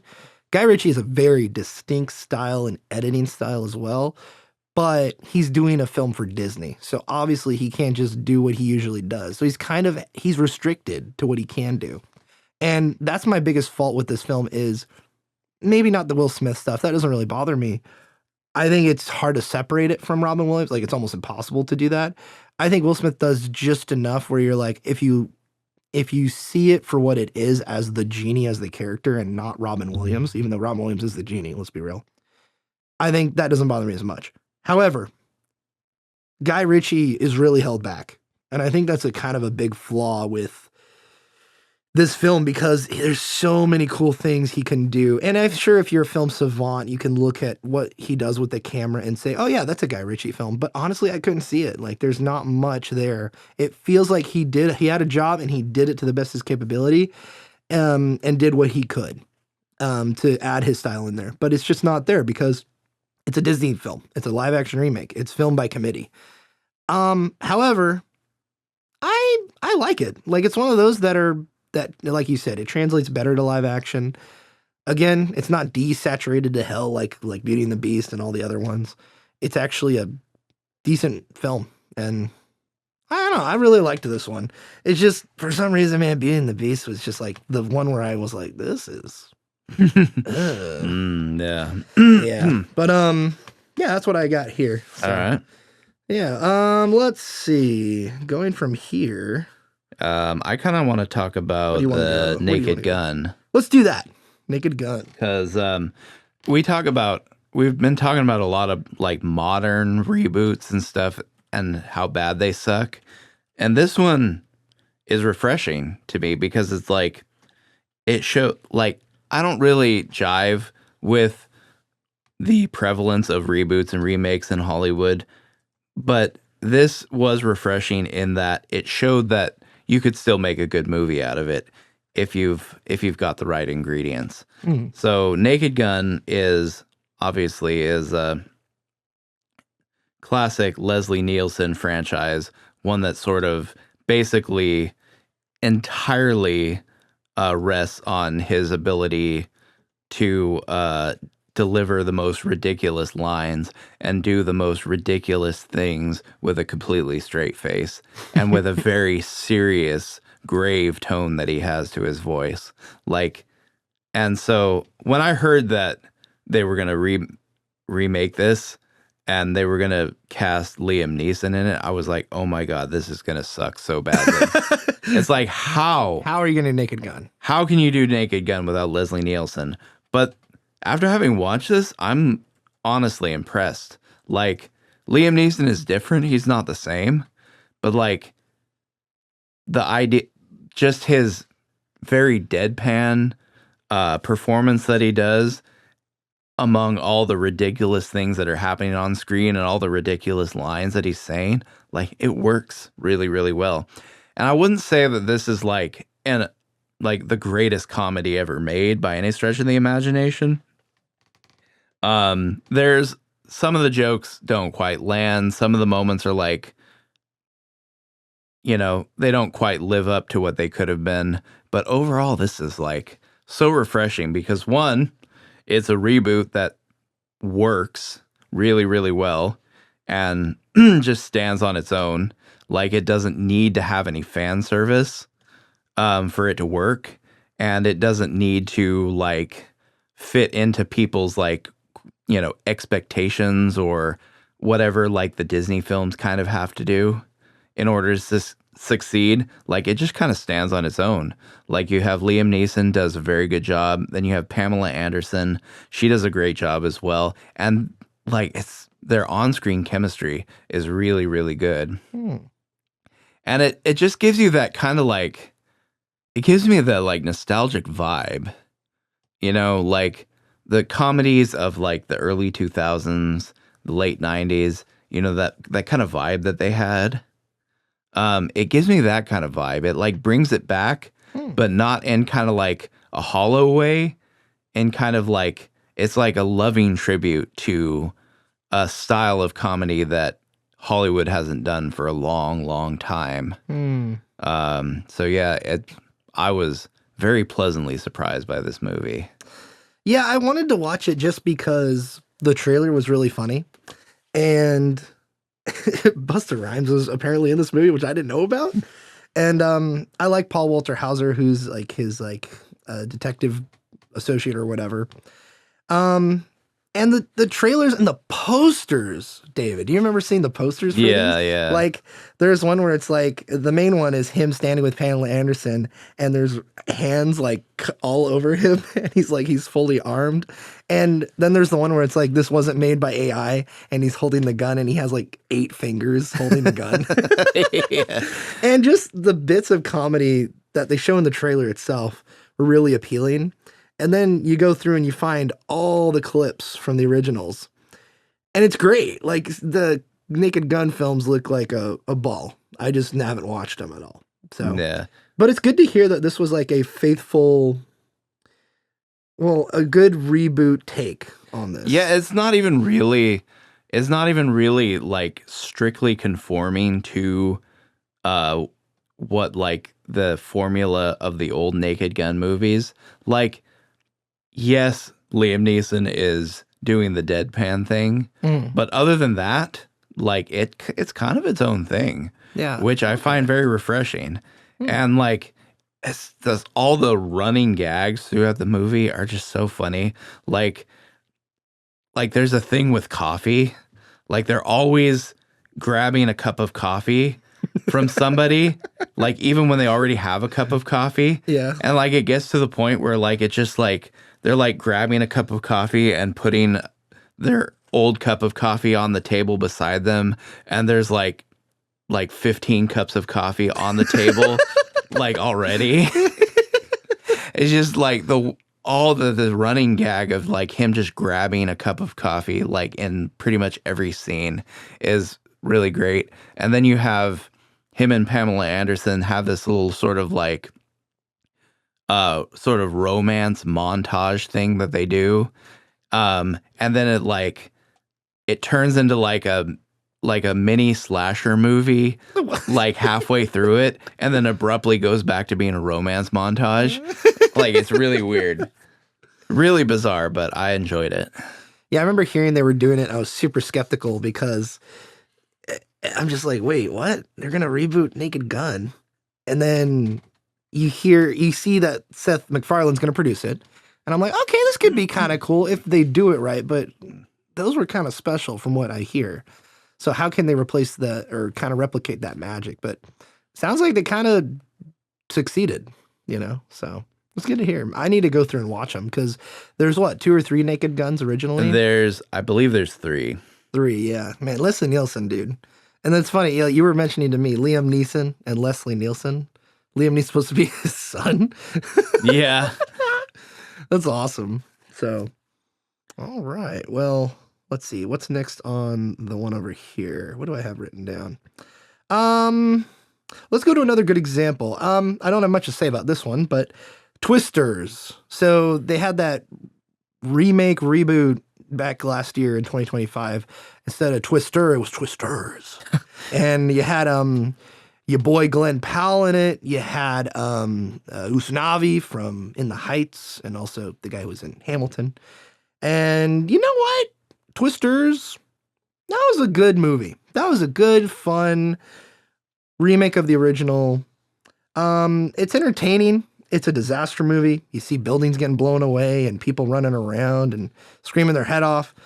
But it's just like a good action adventure romp with good characters, charming acting. And you know, what more can you ask from, you know, the Bill Paxton meteorological classic, you know? Like it achieved, I think, exactly what it set out to do. And I really don't have any complaints with it. I think it does exactly what it wants and what it sets out to do. And Twisters, it was a fun movie. Like, I really don't have any complaints with it. Yeah. Maybe like emotional depth, but that's not really what I'm going for a Twisters movie. Yeah, I've seen the original, but it's been a while. But great movie. Yeah, the original is pretty much just like, it's basically just like a fun romp, you know? Yeah. So this being the same thing, you know, makes sense. I haven't seen the reboot, the remake yet, but you know, it's fun. From what I see, it looks like it could be a fun watch. Yeah. Yeah. Well, speaking of the opposite of that, let's talk about Jurassic Park, David. Oh, yeah. All right. So more like Jurassic, you know what I mean? But have you seen any of the new rebooted Jurassic Parks? I only saw the first one. Okay, gotcha. Yeah.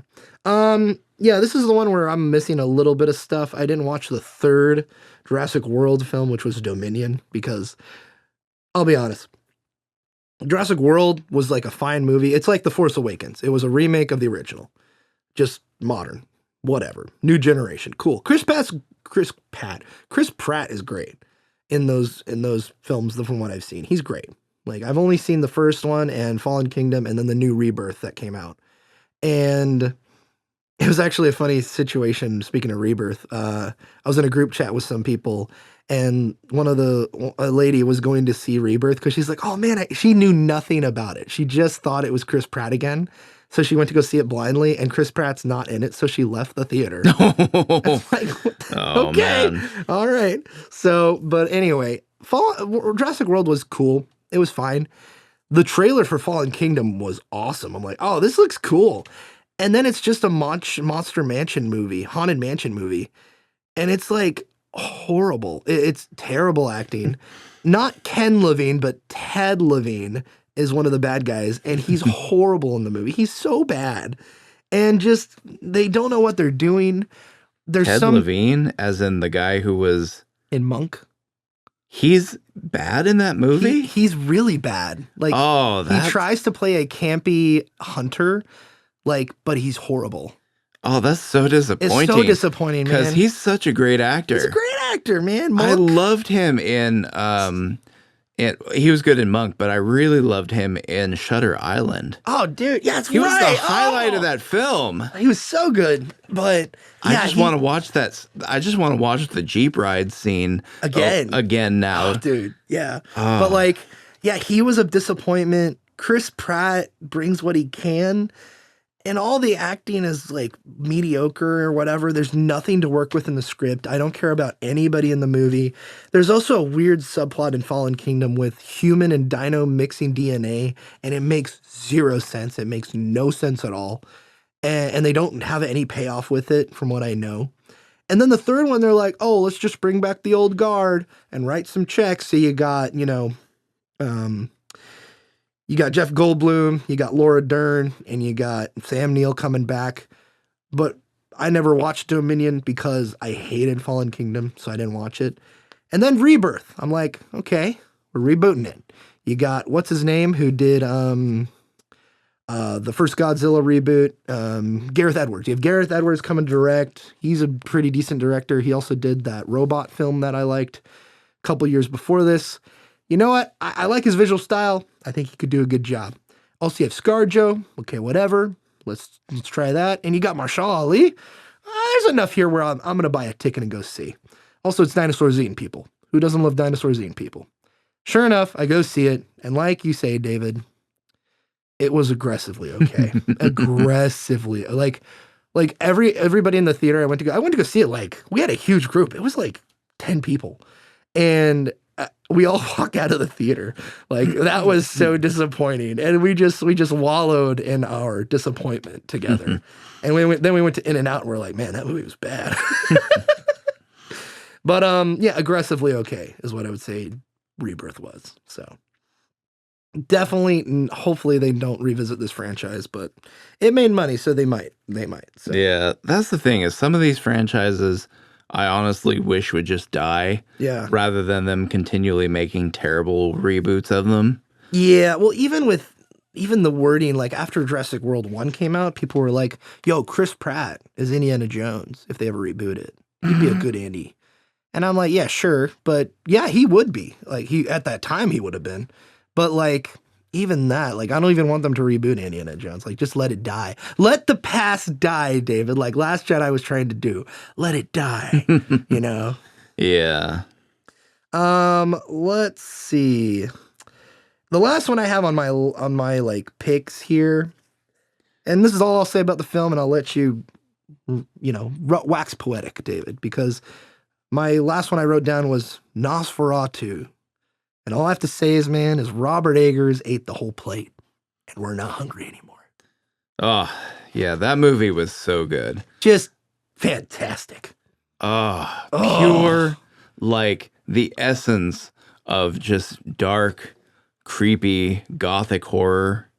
I love it so much. Like, and you have the Skarsgård. Which Skarsgård is it? Is it Bill?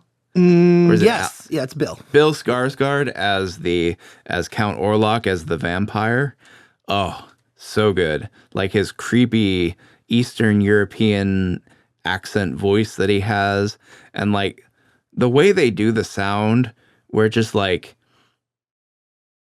it's so good because it's like, man, dude, he's like talking, but like the way they do the sound, it like doesn't sound like it's in the room. It sounds almost like he's like speaking directly into like the other characters' heads or something like that. It's very creepy. And like you never like, I love the direction with the mustache. Like like Yeah. that was such a good touch. Because like it's you never see that in vampire movies. Because I think, what's his face, Christopher Lee, in the old Hammer Dracula films, kind of like cemented like the look for Dracula, and so people haven't strayed very far from that at all since then. Like even with like modern vampire movies, like the Twilight series and like Buffy. And like Blade, all the vampires are always very like clean cut and very well presented for whatever era the film is set in or trying to portray, you know.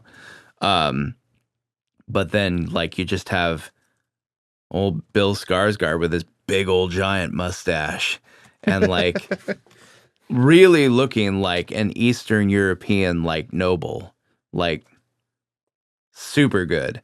And then, of course, you have Willem Dafoe as the I can't remember his name in the movie, but he's basically Van Helsing. Yeah, basically. Yeah. And like, oh my God, he's so good. She'll rave all night, then rave she must. Oh man, that movie. Anything Robert Eggers has made. Like, even if I don't like it, I have to say, like, it's a good movie. Like, even The Lighthouse. I hate The Lighthouse. Vehemently dislike that film. But I can't deny the mastery that I see. The level of talent on and behind the camera. Great stuff. And he's going to do a werewolf film next, I believe. And then he desires to do a remake of of Labyrinth, which, with Bill Skarsgård. What?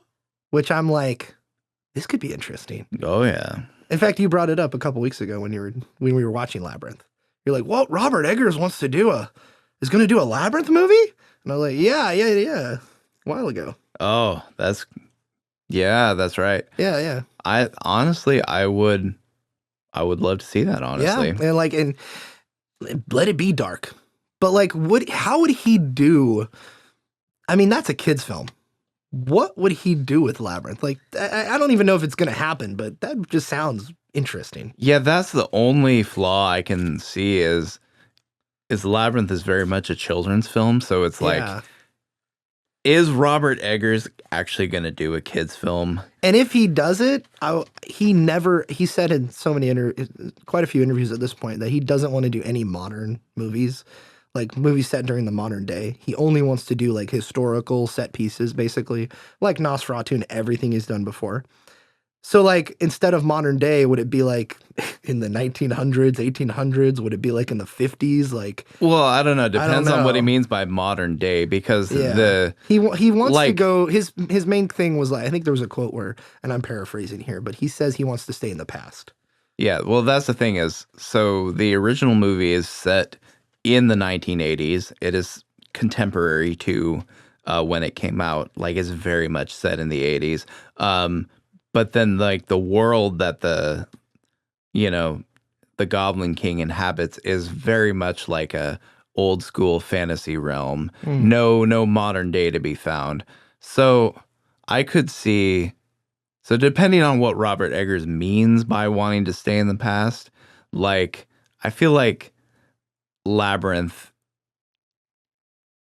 feels like an in the past sort of movie, even though the 80s might be a little far in the future compared to his previous films. And I just hope that if he does do something like that, he doesn't make it R-rated. Like, let it be a kid's film, kind of, sort of. Like, give me PG-13. Yeah, that's like, don't give me a thing. bloody, gritty, gothic Labyrinth. Like, that just sounds like you're going to do Nosferatu over again in a maze. Like, yeah, don't give me that. Hopefully he's able to do something good with it. And if it's with the Muppets Workshop, bruh. Just give me that, man. With Robert Eggers and Muppets, puppetry in the modern day, I do want to see more of. Yeah, I would love to see more of that. Like, man, freaking Team America. Like, Team America proved that you can still do a puppet movie in the modern day. Like, man, that was such a good film. I also love Bill Pope's quote, the cinematographer of that movie, where he said that was the hardest film I've ever had to do camera work for. Because they're all miniatures and things are out of focus and they're tiny. So, yeah. But yeah, Nosferatu, man. And I think I watched, because the old one's not even that long. It's like 80 minutes or something short like that. And the old silent film. Yeah. And it is like foreboding and slow and scary. But then him taking that and then adding like historical accuracies and having it be set in, was it in Germany or? Yeah, it was set in Germany. Yeah, Germany. Despite everyone having British accents, it was set in Germany. And I can't remember if you mentioned it, but the fact that the look with the mustache of Bill Skarsgård as Nosferatu, him being basically a Germanic noble, is really a really cool touch. Well, not Germanic, Eastern European. Eastern European noble, but a vampire. Like the original idea. That's what it was. Exactly. So, yeah, I'll watch anything he does. I may not like it, but I'll watch it. Shout out to Robert Eggers. All right, David, let's get into some things I found. Oh, wait, no, we have to do yours. I'm sorry. The what's upcoming. Oh, yeah, I did want to talk about The Magician's Nephew. It's slated for release sometime this year, I think. Yeah, like the end of this year. Yeah. And yeah, I'm just very... We don't have a whole lot of information so far on it. I think some of the casting didn't really grab me per se. It mentioned Daniel Craig, which I don't know if he's supposed to play Aslan or... he's playing the uncle. Oh, okay. Uncle of Digger, yeah. That's right. Okay. So that's... I could see that. I could see that. The other actors that I found didn't... I was like... had neither a good or bad reaction to, but I could see Daniel Craig doing that role. But I'm very concerned about Greta Gerwig directing it. Yeah, we touched on this. What episode was it? Oh, it was when we talked about 2 adjacent Christmas fantasy films, which is a wonderful title. But we did Lion, the Witch of Wardrobe and Sorcerer's Stone, and we talked about that during that podcast. And we kind of took a little deep dive of what's happening with it, but we don't know much. That's the thing. Yeah. But we know it's supposed to be Netflix's big movie that they're going to release, and Greta Gerwig's doing it, who did Barbie and all the other stuff, Little Women, which also had Timmy Chalamet in it. But yeah, man, it's I'm skeptical. I'm not even optimistic. I'm just skeptical to see what they do with it. It has a theatrical window. She's going to get it released in theaters. Netflix is doing that whole thing. It's going to be on Netflix on Christmas Day, but I believe it's releasing in November, from what I remember reading. Yeah, that's the thing is, like, Greta Gerwig just seems like the wrong choice. And also seems like the kind of mistake that they would avoid after, like, all these high-profile movie failures that we've been seeing. Like, you think that they would be reluctant to do something like this after, after basically all these woke movies are just, like, completely failing, flopping at the box office. Yeah, and her husband, who's also her writer partner, Noah Schnapp or something like that, Noah Baumbach, he's not attached to it, so you can kind of kiss a little bit of that feminism stuff goodbye, a little bit, just a little bit, but we'll see. Yeah, I'm very, very intrigued as to what on earth she's going to do with it. Yeah. Because just seeing, like, I haven't seen Barbie, but I've seen enough of it where I know the vibe of it. I know what she was trying to do with it, and I know how it actually ended up. So just with that in mind, I can't even imagine what she would try to do with a Narnia film. What I thought was kind of interesting, I looked it up. It seemed like, at some point this movie was going to be The Silver Chair. Really? Oh yeah, way back like 10 years ago. It was. Yeah. And then I guess they decided to dump The Silver Chair and do Magician's Nephew instead. Yeah. Which is very interesting. Yeah, we'll see what happens with that. Other upcoming ones though, David. There's 2 specifically I do want to talk about, and that is the first one being Masters of the Universe. So they're making a Masters of the Universe film. I believe they're done filming. The director is Travis Knight, who did Kubo and the Two Strings as well as Bumblebee. And he's a pretty decent director. I loved Kubo and the Two Strings. But Masters of the Universe, I'm like, the plot's unknown. We don't know much about it. Idris Elba is going to be some kind of person in it. And I'm very intrigued to see if they're going to go like goofy 80s action, like a revisit of that, or is it just going to be kind of this weird half-assed kind of thing? I don't know if it's going to be half-assed, but I will say it from like the set photos I've seen, apparently he does come to Earth. So it's like, there's that. But like, how much cosmic forces are we going to see in this film? Or is it going to be kind of this Barbie kind of thing? Like, I don't know, but I'm intrigued to see what's going on. But if you go on the IMDb page, there's like set photos, and it's the guy who's playing Master of the Universe, or excuse me, He-Man. The guy who's playing He-Man, the set photos are him getting arrested by cops, and he's dressed up in like pink and everything. It's like, this doesn't look good. What? But I don't know, maybe it will. I don't know. This is all we have to go off of now, but it's coming out this year. I mean, it doesn't look like a lot of information, but from the description, it sounds like they're almost trying to capitalize on the success of Barbie and trying to do something similar with that. Yeah. Which I think the success of Barbie was a total accident. It's lightning in a bottle. Like, I don't think they can replicate that. No. Not in a way that's going to be successful. Yeah. I'm sure we'll get a trailer when what's it called? when the Super Bowl comes around, I'm sure we'll get some like that. But other than that, we'll have to see. But then the other one, David, that I'm really excited about is Highlander. Really? Because I haven't heard about this. So you got Chad Stileski, who did all the John Wick movies. I believe the last 3. He's doing Highlander with Henry Cavill as there can be only one man, you know. Whoa. And his Sean Connery's character is Russell Crowe. Which is perfect because him and Henry Cavill have a history, because I can't remember what film they were in.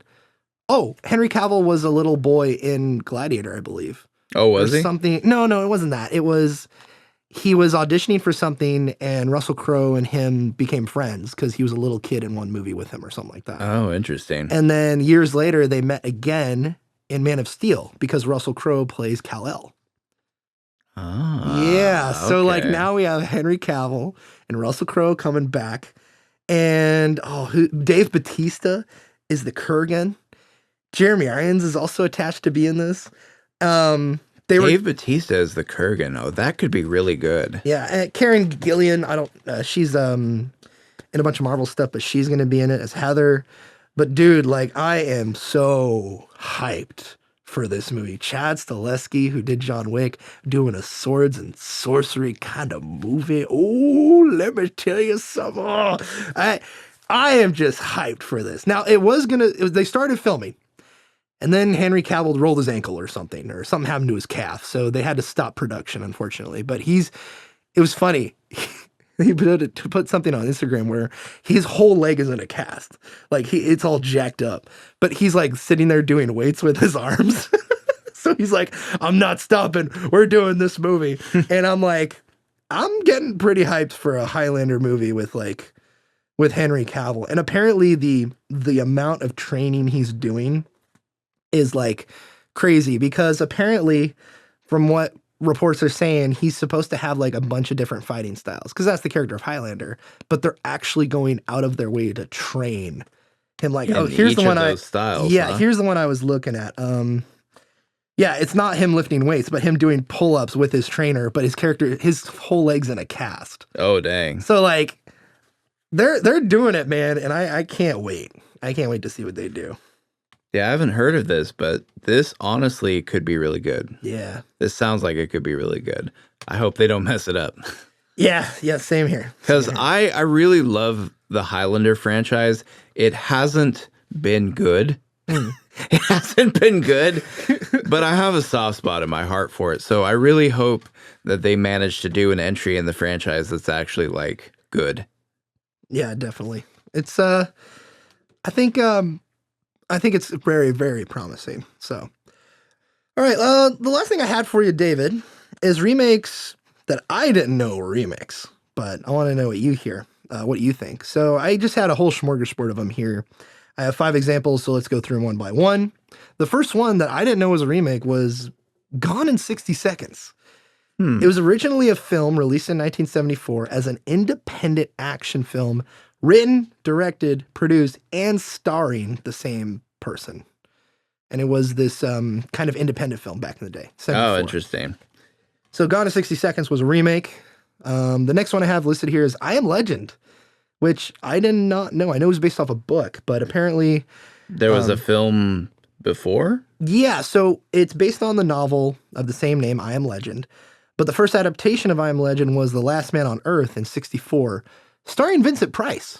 Oh, I've heard of this movie. Yeah? I've heard of this movie. I've seen bits and pieces of it. I didn't know it was supposed to be an adaptation of I Am Legend. Yeah. That's crazy. It is crazy.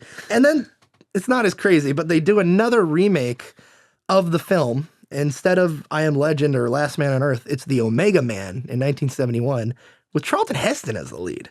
Yeah. So it's like, and then of course I Am Legend comes out, I believe in 2004 or something to that extent, 2006 maybe. And we get Will Smith. Yeah. And it's like very much like the original novel. So pretty interesting. Next one I got up is Insomnia that Christopher Nolan did back in 2002. It was a film. Those aren't aware out there, Insomnia is a kind of detective film noir with Al Pacino and Robin Williams as the villain. It was a remake of a 1997 Norwegian film starring Stellan Skarsgård as the main character, as Al Pacino's character. Really interesting. I did not know that was a remake, and I guess technically that is the only remake that Christopher Nolan has done. So, pretty interesting. Cool. Speaking of remakes, Cheaper by the Dozen was a remake. Now, I don't know about you, David, but have you seen the original 1950 film? I knew it existed. I can't remember if I saw it or not. If I had, it's been so long that I don't remember it. I definitely read the original novel. Yeah. That it's based on. You did? Yeah. Oh, interesting. Yeah. So I knew what it was. I knew the source material, but I think the only one I really remember was the Steve Martin one. That's the only one I really remember seeing. Same here. I know they did a remake of it later, right? Of after Steve Martin? Like after the Steve Martin one. I'm really surprised you know about that because they did. So just to back it up a little bit, you have the 1948 novel, and then you have the 1950 adaptation of that novel. And then you have a sequel called Bells on Their Toes or something, which is a continuation of that same 1950 movie, but it's about the kids getting married and something like that, or like the older kids. Very bizarre. I watched a little bit of the trailer. And then you have, of course, the one we know with Steve Martin in 2003, directed by Sean Levy, by the way, who's doing that new Star Wars movie I told you about, as well as many other things, producer of Stranger Things, director of Deadpool and Wolverine, that kind of stuff. Oh, and what's that Ryan Reynolds film he did? Fall Guy. Or no, not Fall Guy. What's the one where he's a video game character? Do you remember that one with Ryan Reynolds? It's not Fall Guy. That's the Ryan Gosling one. Is it Nice Guy? Oh, man, I don't remember. I know what you're talking about, but I can't remember what it's called. It's a good movie too. I never saw it though. Yeah. Anyway, that's Sean Levy. But then there's a remake in 2022, only on Disney Plus, David, with Gabrielle Union and Zach Braff, and it looks bad. My God, does it look horrible? You can go watch it if you want, David. I know you're just salivating to go watch that third remake of Cheaper by the Dozen. Is that the one you're referring to? Yeah. Okay. It looks horrible. Yeah, I knew it existed. I never saw it, and I had never had any desire to see it either. But let's go to things I really want to see because I've never seen the original. I would like to, or at least the first remake. We'll see. First remake. But The Thing is, of course, a remake of an original film. Yeah. Yeah. I've never seen any of the Thing movies. Me neither. That might be something we remedy in this upcoming year of 2026 with the podcast. But anyway, it's based upon the novella by a guy named John W. Campbell Jr. titled Who Goes There? The first adaptation of the story was the film The Thing from Another World, and then which was in 1951, and then the famous adaptation of The Thing, directed by John Carpenter, in 1982. And then there's another remake of The Thing. Yeah, that was in 2011. Yeah. It had Mary Elizabeth Winstead, of all people, and Joel Edgerton. I think I've seen little bits of that one. Yeah, I totally forgot they did that remake. But yeah, The Thing was a remake and a couple other things. So, but yeah, I do want to watch The Thing, as well as a bunch of other John Carpenter stuff. Did he do They Live?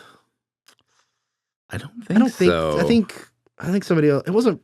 Did Verhoeven do that? No, it was somebody else. Yeah. I can't remember. I just remember that the main guy was that wrestler dude, Roddy Piper. Yeah, Roddy Piper. Yeah. But man, I know I've seen They Live, but it's been such a long time. I don't really remember much about it. So yeah, but yeah, The Thing, dude.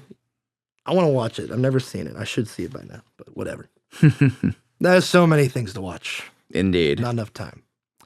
But speaking of not enough time, that's all I got for you, David. Yeah. So, Well, we'll bid you adieu on this 99th entry into the Snarp Fangle universe, episode 99. We're going to have episode 100 next week, and all I'll say is we got some special planned. So, and that'll probably be the last special thing we do, because I don't really care about episode milestones, if I'm being honest. So, it's just, I mean, why would you celebrate the 100th and 43rd episode compared to the 150th episode? So, why? There's no really, maybe like 250. Maybe something for 250. That'd be kind of cool. But maybe if we keep this channel going for like 5 years or whatever, 5 years, 10 years, maybe we'll do something for like the year and like year's anniversary or something. Yeah. But our 100th episode next week, so stay tuned for that. But yeah, we'll bid you adieu, farewell, and remember, if they're gonna remake your favorite film called Three Men and a Baby, and it doesn't include Sam Jackson in it for some unknown reason, and you're really sad about it, just remember to take a deep breath, drink a glass of water, and snarp fangle on. Bye-bye now.